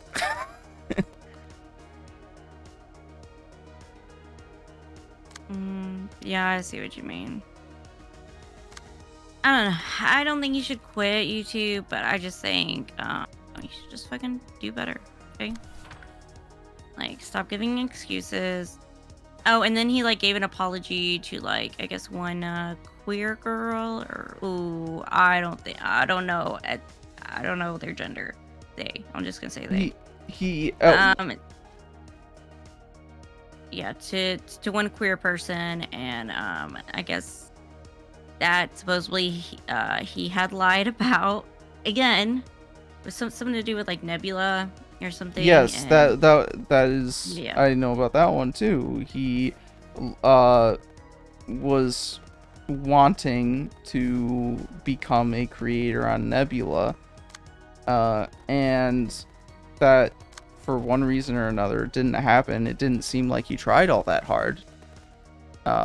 If anything, he seemed to have lied about trying it all, and then after the fact, levied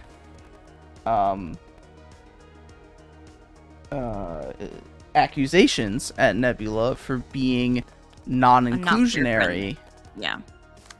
Which is just factually untrue when you look at the creators that are on that site. There are, if anything, an unbalanced ratio of queer creators, in that like there's more queer creators than there are like queer people, like per capita kind of thing. Percentage wise, like if anything, Nebula has a higher percentage of queer creators than would actually like make sense based on population demographics. And But many of to the be queer fair, and many of their people queer are creators more, are like very popular. Philosophy 2, very prominent example. Yeah, and queer people are more discriminated against, so it makes sense for them to like be on a platform, you know, kind of like their own kind of thing, I would say, where they don't kind of have to like face, it's, you know, as much discrimination. Well, it's not supposed to be a queer platform. It is, if anything, if it's supposed to be anything, it's a leftist platform because it's like a cooperative co-owned by the creators. The reason why queer people tend to gravitate towards such an operation is because, wouldn't you know it, leftists are typically the ones that are saying, let's not discriminate against queer people. And so the queer people tend to be on the leftist side of any particular like political or economic situation. And Nebula operates in such a like sphere because it is at least somewhat co-owned by its creators in some capacity. That is, you know, a leftist, you know, thought that you know, democratic ownership of the workers. I forgot I had this card. Well, where's it now, I guess.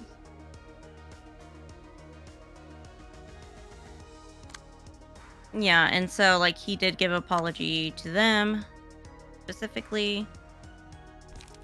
And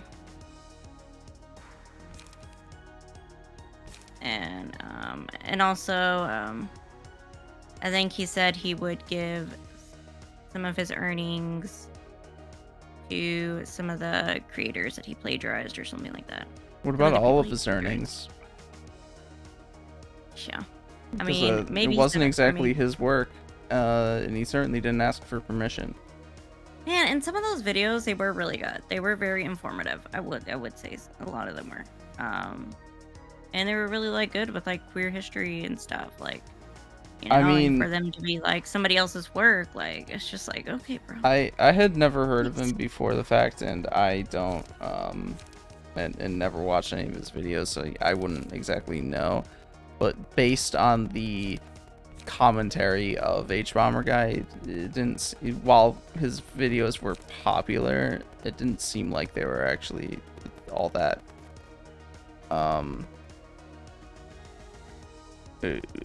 great.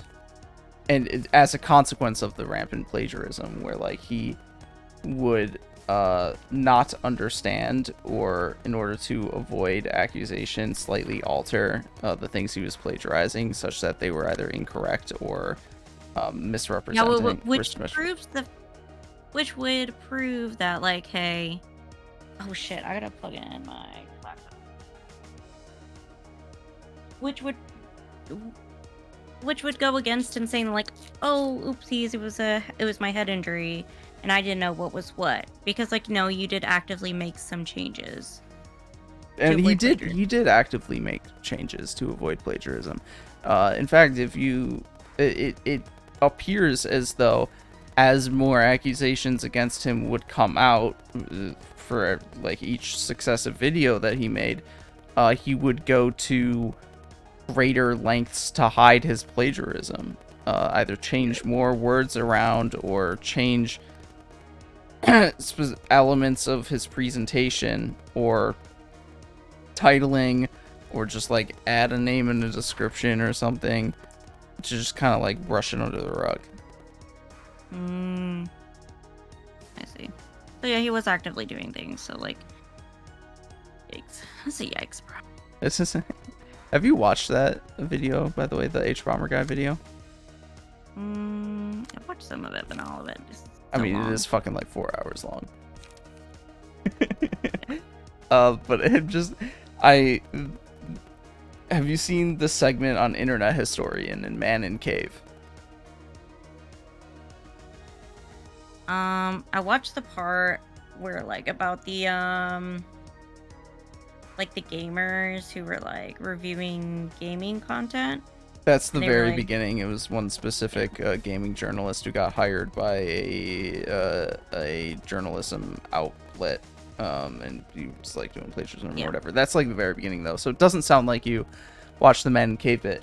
So what's funny about that is, so essentially, Internet Historian took an article describing an event in like the 1920s in which a guy was stuck in a cave for multiple days and like people were trying to get him out, and it's a very engrossing story that was in an article that was published in an article in like some Middle Eastern outlet. I don't remember details.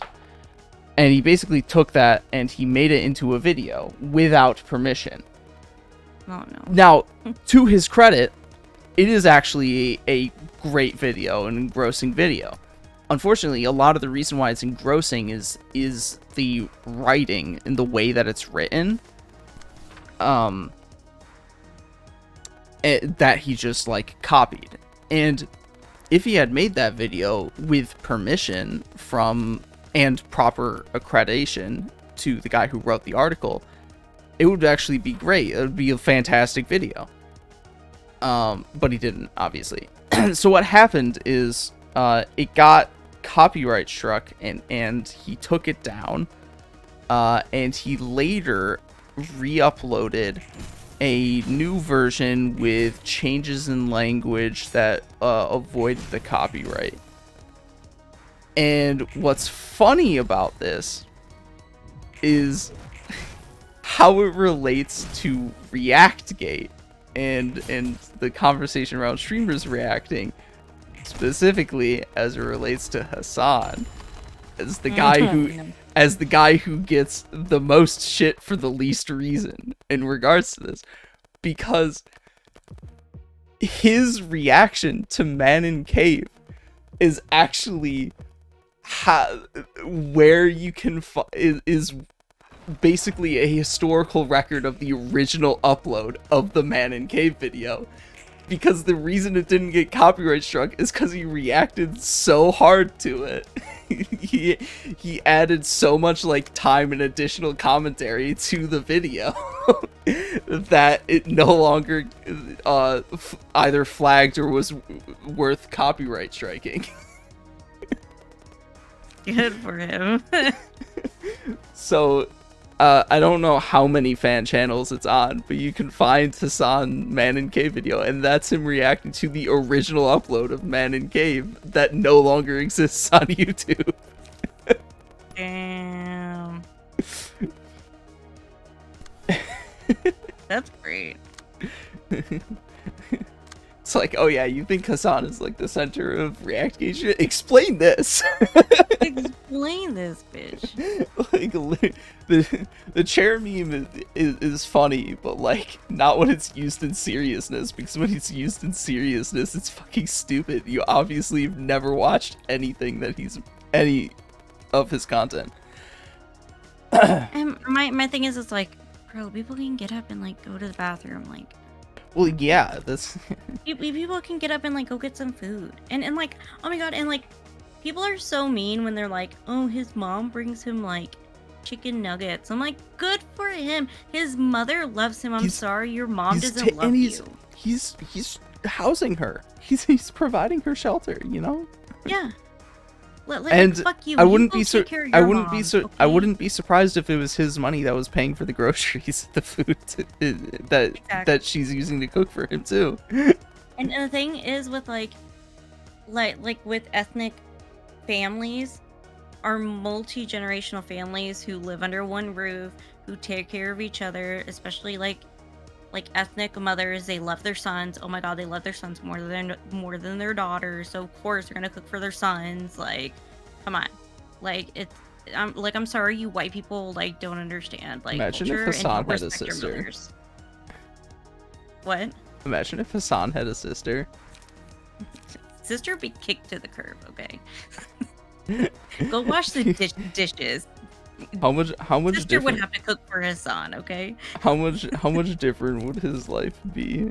And if it was not much different, what kind of memes would be in his community? Because already there's like memes about Marat, his brother. Oh my god, I didn't know he had a brother. Oh yeah, his I thought he was brother. an only child. His brother is an aerospace engineer. Oh wow, good for him. Pretty sure he works for NASA now. Originally worked for Boeing, maybe. Either way, he knows a lot about fucking planes. Oh my god, what does my sister do? And he'll occasionally have Marat on stream to talk about like certain engineering related like videos or content or whatever. And it's, and it's funny because every once in a while, you know, stuff is going on in his house while he's streaming, and he'll like yell at one of his family members for one reason or another. So with his mom, it'll be Anne, what are you doing, Anne? And then with Marat is Marat.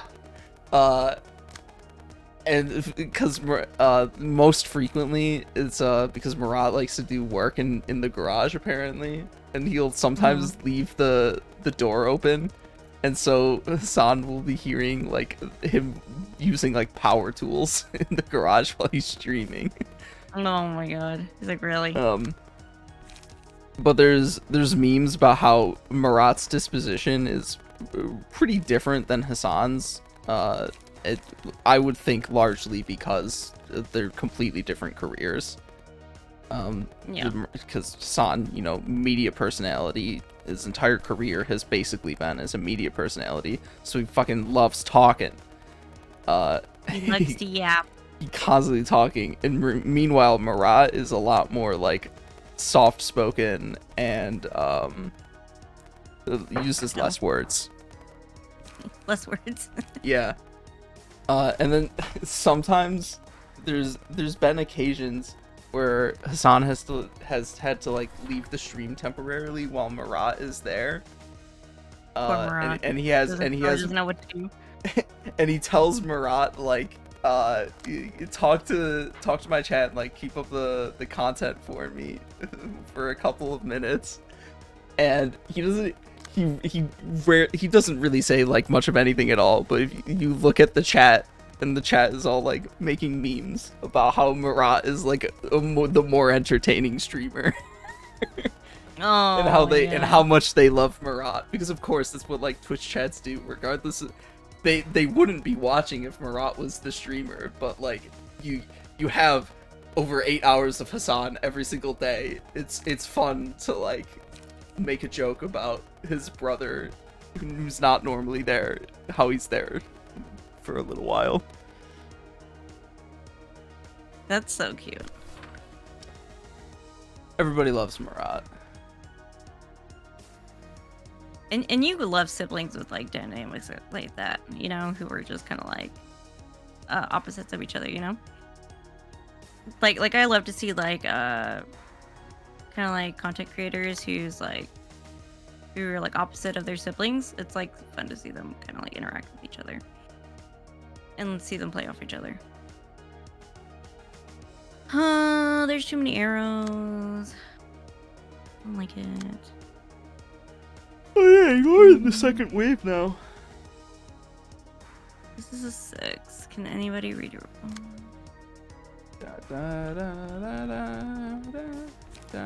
No. It won't redirect. Yeah, because it's the same. Wait. Oh man, these are all fucking 6s. That's so fucking rude, bitch. That is so fucking rude. Okay, well this one's a 5, so we can. Well, you figure it out. I'm gonna make some fucking tea real quick. I'm gonna make some tea. You British? He's British. No. I just don't have any other drinks in my house right now. Besides like alcohol, but we both know I don't. Ooh, I can use the fuck off laser beam. Funny thing about the laser beam is it doesn't actually use charge, but when it does use charge, it only uses 2 charge.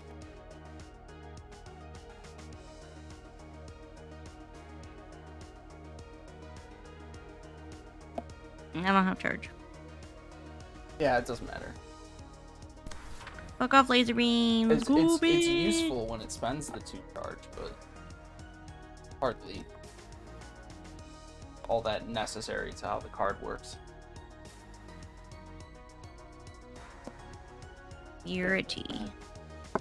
I'll You're be a tea bag. I'll be able to hear you the entire time, by the way. So. Oh. So I have to be.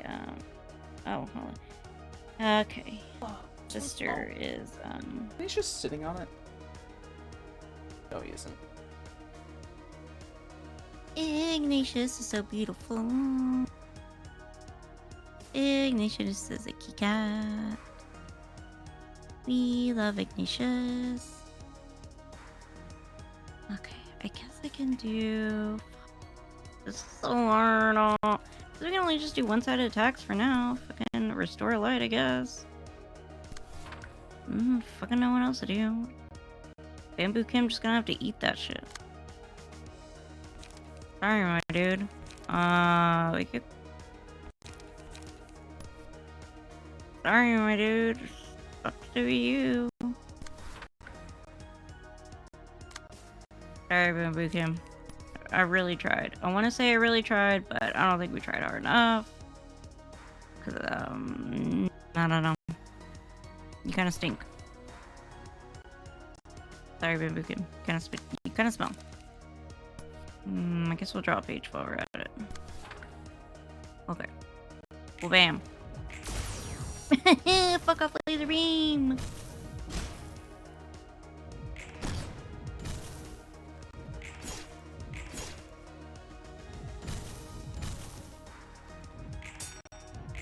Damn, Bamboo Kim. Bamboo Kim really eating shit. I'm eating shit.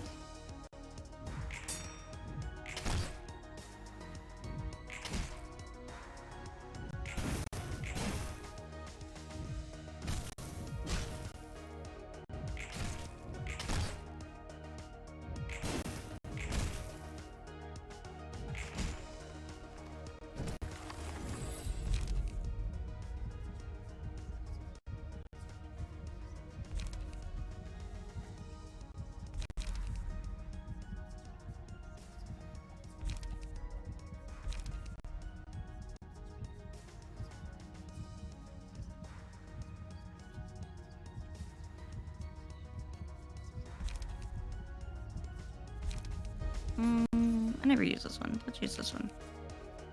Let's go. We're gonna use this one. Ooh, what's harmony? Or should we use a... Ooh.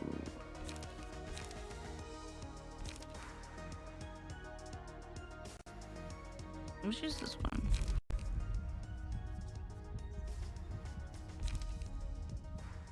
Okay. Do this one. Another one? What the fuck? Why am I getting so many?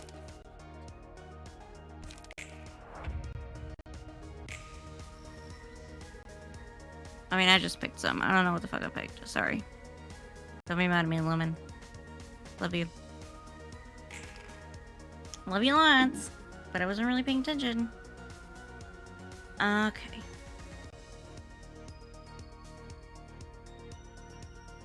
Okay, let's see.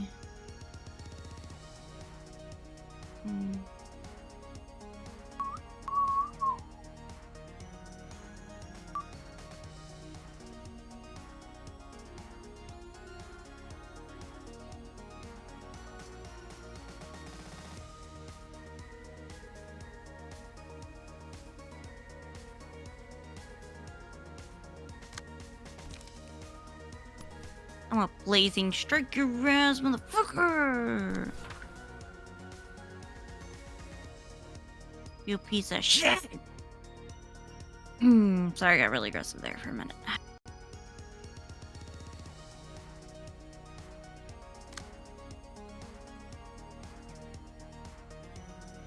Oh, crap. Oh.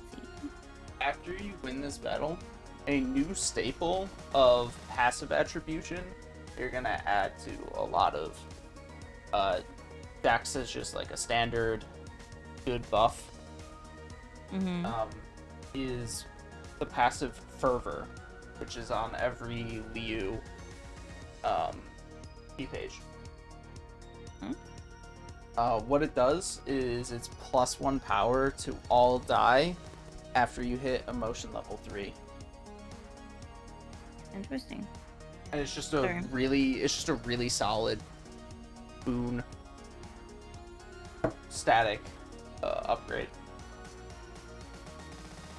If you don't have anything better to give your characters. Sorry, I'm sending money to my sister.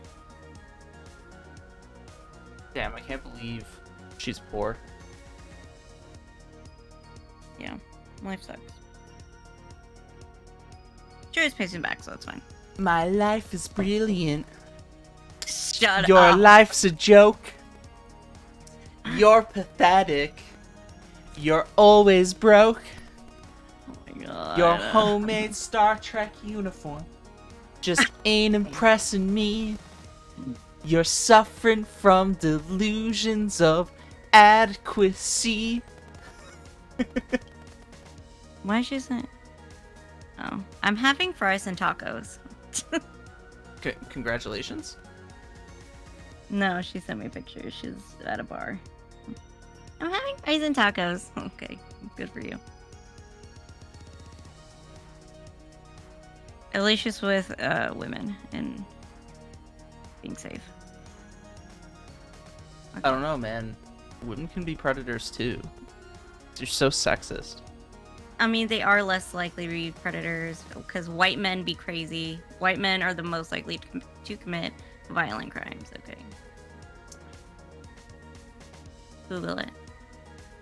I don't need to. Your kind. You need to keep track of your kind, okay? Keep your kind in check. That's one way of putting it.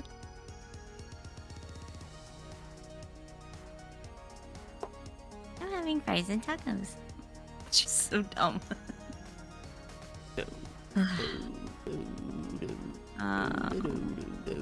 Shebang! Not a good one to target. Why not? Because look at the first 2 die that you're targeting. You're not gonna break through those. With a grinder. You're just not. You would target the other one. And then the person is probably going to be staggered from it.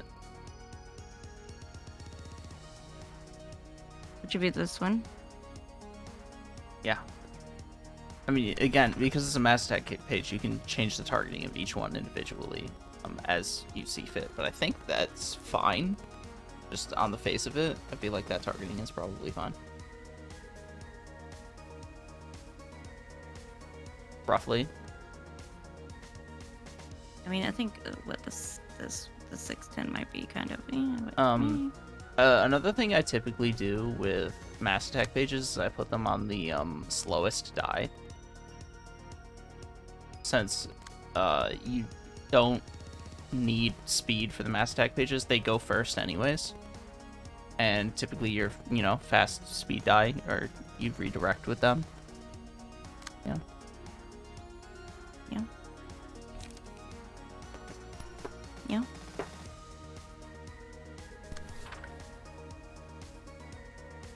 Shebang. Okay, what am I doing next? I hate when they all attack one. There's too many arrows and all the colors, and they all blend. There's 10 die of you're going to get multiple people attacking the same die every turn. It's gonna happen. I think it's my astigmatism that's like. Do you have astigmatism? No. Wow, must be fucking nice. I mean, I can't see regardless if I have astigmatism or not. Yeah, but the astigmatism, like, when you're driving and like causes you to have like double lines, or like the lights like shoot up like little laser beams in the sky. Like, I think that's why like colors on the screen are like, ooh, Sounds like you just want everything desaturated. Yes. Anyways, the main reason I got tea, I don't have any other drinks, is to start reading this article. I want tea and crumpets. Which is... Where's Kyra when you need her? American Cowardice by Jamie Thompson. Get it, Jamie. The abstract is... Scott Peterson, condemned as the Coward of Broward, stood by as a slaughter unfolded at Marjorie Stoneman Douglas High School. Does the blame lie with him, his training, or a society in denial about what it would take to stop mass shootings? Both. I'll give the answer to that. Both. Our society is in denial of what it takes to stop mass shootings, but also the training and actions that our cops do is pathetic, given what their job is supposed to be. Our cops are pathetic. Yes. So it's both. I mean, did you see what happened here in Texas? Like, over here playing on their phones and like scrolling through Facebook and like fucking using hand sanitizer in the hallways in Uvalde, like. That's a few hours away from where I live. Like, every time one of these, whether it be an article or something else, asks this question of, is it this thing or is it this other thing? I'm like, it's both. It's both. Why are you asking this question? It's literally both of them. It's not one or the other. It's both. Like, I'm not trying to be autistic here. It's both. It's both. I mean, I have opinions on, like, which is more important than the other, sure, but it's both. They're so fucking stupid. Okay, read, my darling. It was the early afternoon of Valentine's Day 2018, and the campus of Marjorie Stoneman Douglas High School was full of kids exchanging stuffed animals and heart-shaped chocolates. Scott Peterson, a Broward County Sheriff's deputy, was in his office at the school, waiting to talk with a parent about a student's fake ID. At 2:21 p.m., a report came over the school radio about a strange sound, firecrackers possibly, coming from Building 12. Peterson stepped outside, moving briskly, talking into the radio on his shoulder. Then the fire alarm rang. Peterson, wearing a sheriff's uniform with a Glock on his belt, started running. Why the fuck are there cops with firearms in our schools? Why are student resource officers just carrying firearms? And you could say that in this circumstance it would have been useful if apparently he didn't use it in the way that he should have used it. Yeah, it seems like that anytime like there's a story of a shooting where like the teachers or something had like guns, like it wasn't entirely helpful. So yeah, it was entirely unhelpful. Putting the guns in the schools only makes things worse. Consistently. The only time I've seen guns be helpful like with citizens is like in a church one time, like a couple hours away from where I live. Like like he ended up running for like something in my town and he got elected. But like anyways, like a shooter came into the church and like he pulled out his gun, bang bang pow pow, and like saved the day. You know, but that's like the only time I've ever heard like of a citizen having a gun and using it and like actually taking control of the situation. Otherwise than that, no. It is actually usually the citizens, although not. It's not usually with firearms themselves. It's not usually. Yeah, it's not with firearms. It's not usually concealed carry. It's not usually concealed carry people that like end up saving the day. It is usually citizens that end up saving the day because fucking cops suck fucking dick. Yeah, and it's usually it's because there's like a mass amount of people like, you know, tackling like and doing like getting the gun away from them, like, you know, like and then also you have to contend with the question of why there was a person who had a gun and was able to readily bring it into the church in the first place. Yeah, it's like I think it was like the answer to the question, or the answer to the issue of people using firearms for crime, is not to give more people firearms so they can stop the people with the criminals who are using firearms from like doing their criminal shit or whatever. At least at my church, like we don't nobody carries firearms. Like we don't nor should you. It's a fucking church. Yeah, we're pacifists, so we don't necessarily believe in like carrying firearms or like and like what joining the military, stuff like that. And so what they do is just like they lock the doors when service starts, and like you can knock on the door and they'll let you in, and like if you're new they'll kind of keep an eye on you. Not like aggressively. And then they'll do rounds around the parking lot a couple times, just kind of keep an eye on things. And I don't know if it's worked successfully. So because we've had like a few kind of weird people, but like it's worked out fine.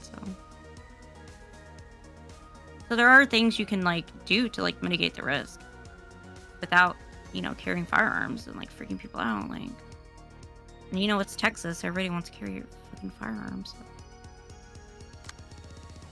And you don't necessarily have to. Oh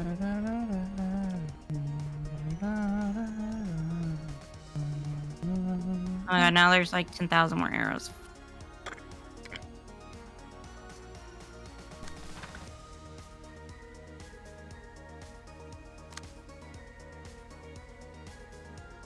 I guess I could save these cards. Oh.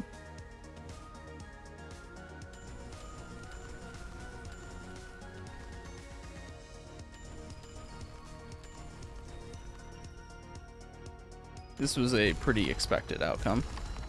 Ding ding ding ding ding ding. Yeah, mass attack pages are very, very strong. Ooh, ooh, ooh. I like that one.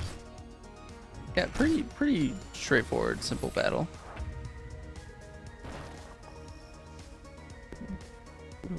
Oh, they're both staggered? Yeah. If you had targeted properly the previous turn, then you could have ended things that turn. I'm gonna target you properly here in a minute. True. Peterson, wearing a sheriff's uniform with a Glock on his belt, started running. He climbed into a golf cart with 2 school employees and headed across campus. At 2:23 p.m., he arrived at Building 12. He was about 10 feet from the door when he heard 2 or 3 gunshots. Peterson spoke into his sheriff's department radio. Possible shots fired, 1200 building. Deputies in the area started speeding towards the school. Peterson says he then switched to his school radio and yelled, "Code red, code red." Inside Building 12, Nicholas Cruz, a former student, had already shot 24 people on the first floor, 11 of them fatally. 24? Jesus. Yes, 11 of them fatally. Cruz climbed 11. God. Sorry.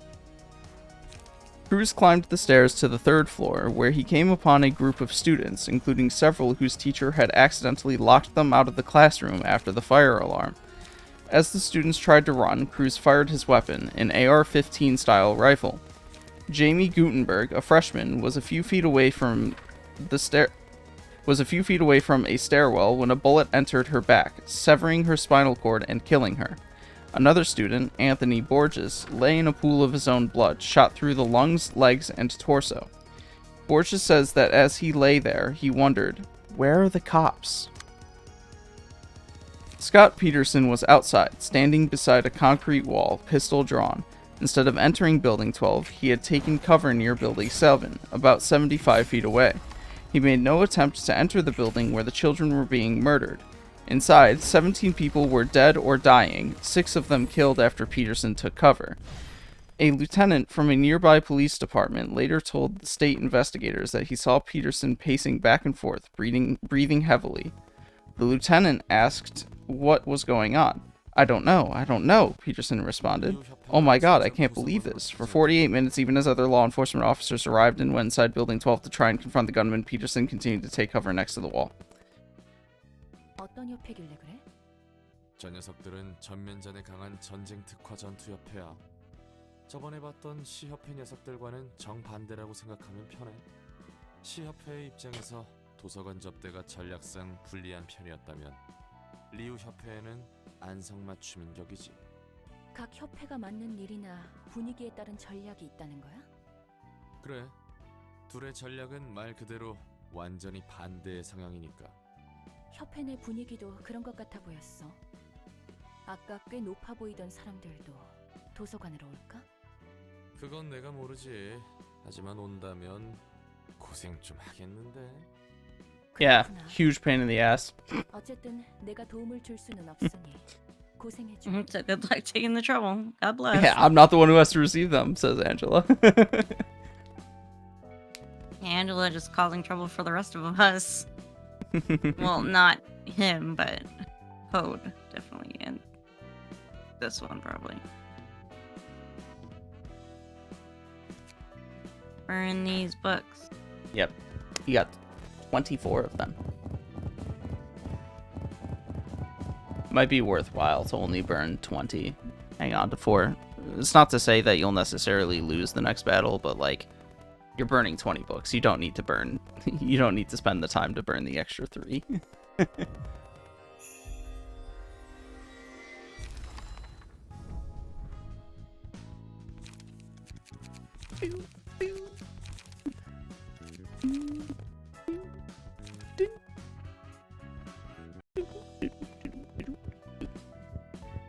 Some of those pages I actually saw would be good on an Oscar build, because a lot of them were Pierce.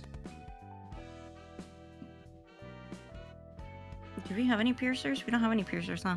No, you would go back to using the Oscar key page, which is fine. The deck is more so where the strength comes from than the key pages. Generally, you want to upgrade your key pages as you get more, of course, but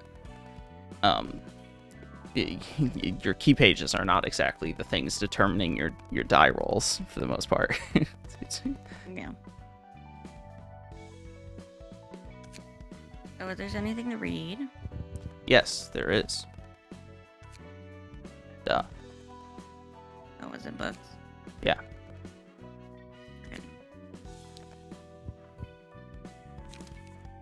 We read this now, right? The thumb is the most cultivated and humane of the 5 fingers. Just be polite and know to respect others. But then, why did the thumb top the list of syndicates one would never want to get involved with in the survey for fixers conducted by the Hana Association in spite of such good manners? The reason is simple. Hierarchy is absolute for the thumb. To us, it's as natural as the fact of nature that split blood only flows downwards, not up. Wait. Oh God. Fuck. that confused me as I read it for a moment. One is expected to give unconditional obedience to a higher authority. That's where the relative courteousness of the thumb comes from. Frankly, I would more so rather not get involved with any of the other fingers that we've seen. The thumb is like very aggressive and hard to deal with, but I'd rather deal with them than say the index that gives you random prescripts to deal with that can be like completely awful and you have no choice in the matter. Like, or these bitches are kind of scary because like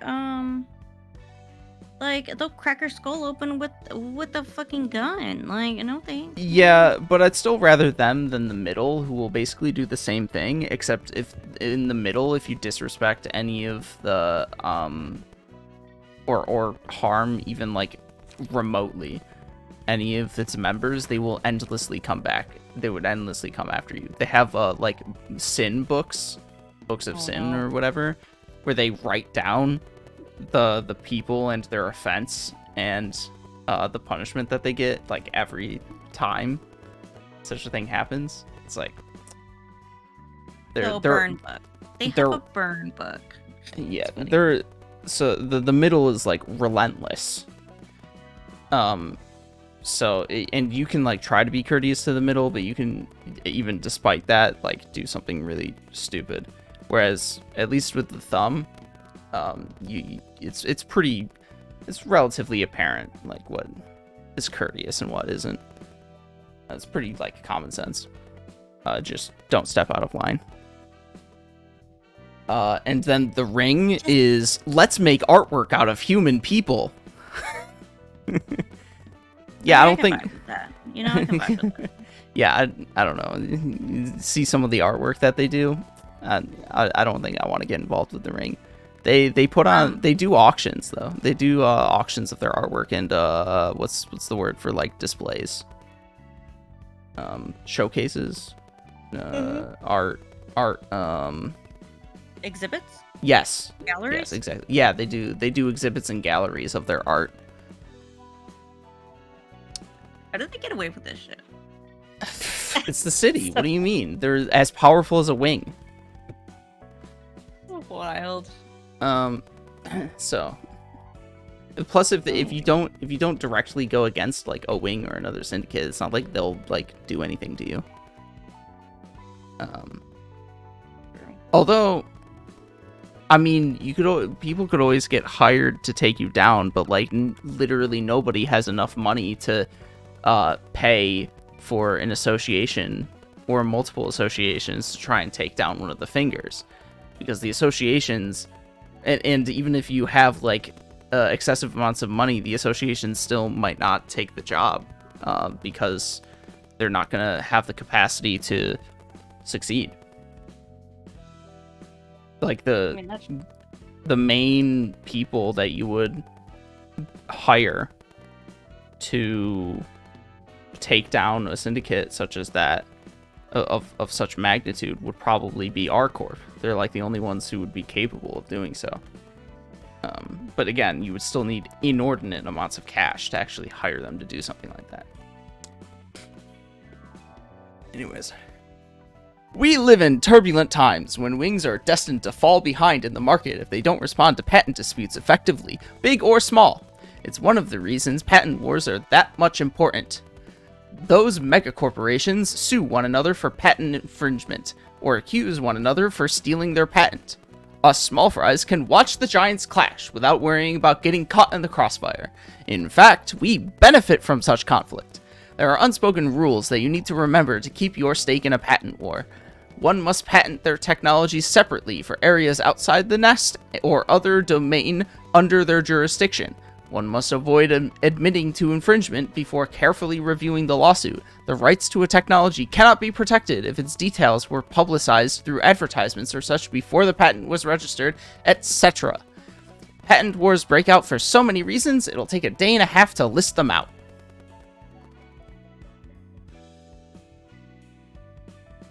Him and the patent wars. I'm so sick of his shit. Boring. You basic boring bitch. next. Maybe this one will be more interesting. Notarization is the process of drafting a document to officially certify a deal between two offices in case things happen. A notarial act is fairly powerful. Through these documents, you can verify various facts and secure executory force. Meaning, if one side doesn't carry out their part of the contract can be enforced on them. There's no need to argue about who is to blame.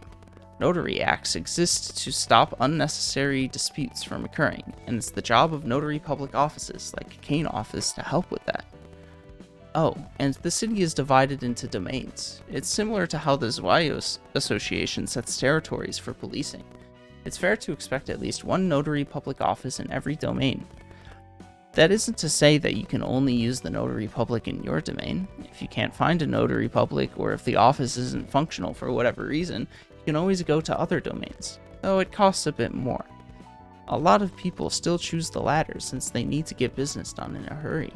Not every notary public office has the same level of professionalism after all.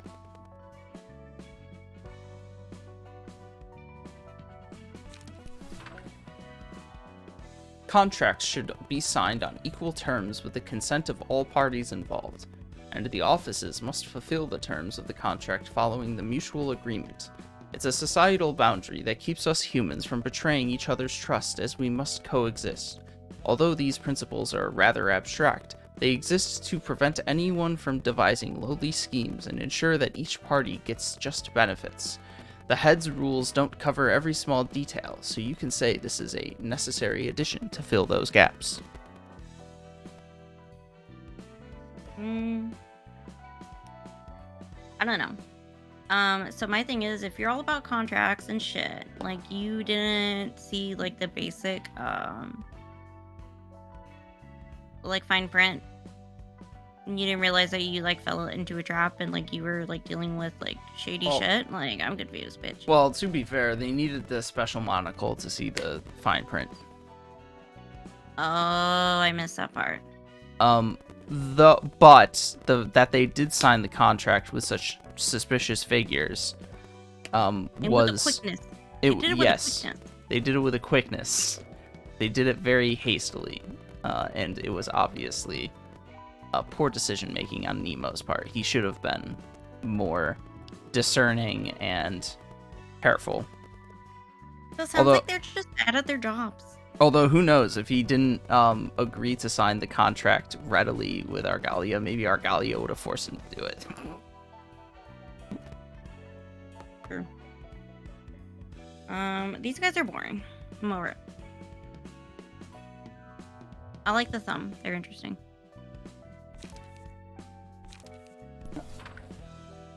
Oh god.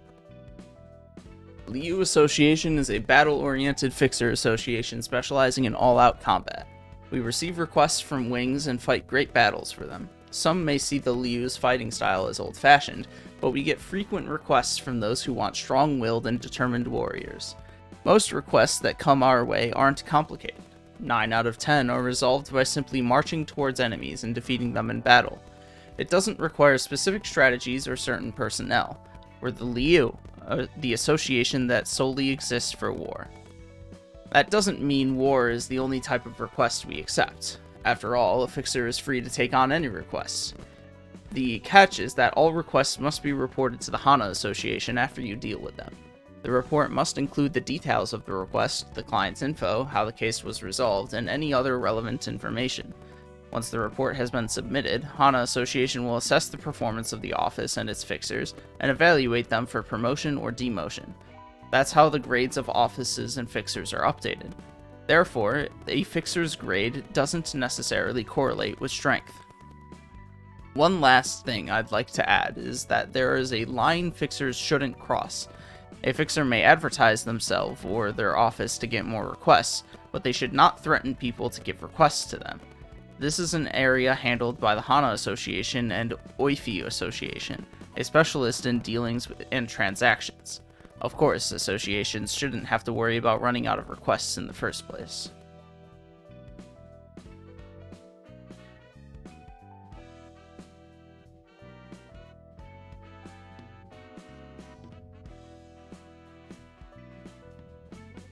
wifey. Interesting. Okay. I mean, I like these guys. They just like barge in, like guns a-blazing, like full on, ready to go. And they have drip. They do have drip. That's why I was like, are these bitches rich? They're fucking dripped out. No, even the lower sections are dressed similarly. Although, of course, sections 1 and 2 are even fancier because their clothes are stronger, more durable. They got special silk. All of that like fancy embroidery on their coats and their suits is like basically indication not only that they're Liu Association, but also there's like special infusion. Do those spider people make them? No, I don't think they get their silk from groups like the Carnival. I think they get it through other means, probably. Probably not so legal means. Well, everything's legal because it's all human. Human's gonna human. This will also be stated in, I think, one of the Section 1 pages. But they also, Sections 1 and 2 also, or at least Section 1, pretty sure it's Section 1, makes use additionally of a singularity technology from, I believe, M Corp, which is a moonlight stone. It's a stone that, like, heals you passively, basically. Oh. I like that. I don't remember all the details, so it's been a long ass fucking time since I read the credenza for Liu Association. I want it. Can I have it? No. Oh, but I want it. Okay. I think I'm gonna go to bed now because I'm pooped. Damn. I am pooped. If I have to see any more arrows, I'm gonna throw up. We're getting to the fun stuff now, though. We're almost to the fun stuff. Okay, since we're not doing the Pirate Odyssey, sadly, Saturday, we can stream Saturday. Yo. Awesome. You want to do it at the regular time? Yeah, sure. Okay, this sounds good. Sounds good to me. All right, I'm gonna hear it out. Whoa, yeah, hey, whoa, it's ending. Oh, God, I'm hitting the end. Oh, God. Oh.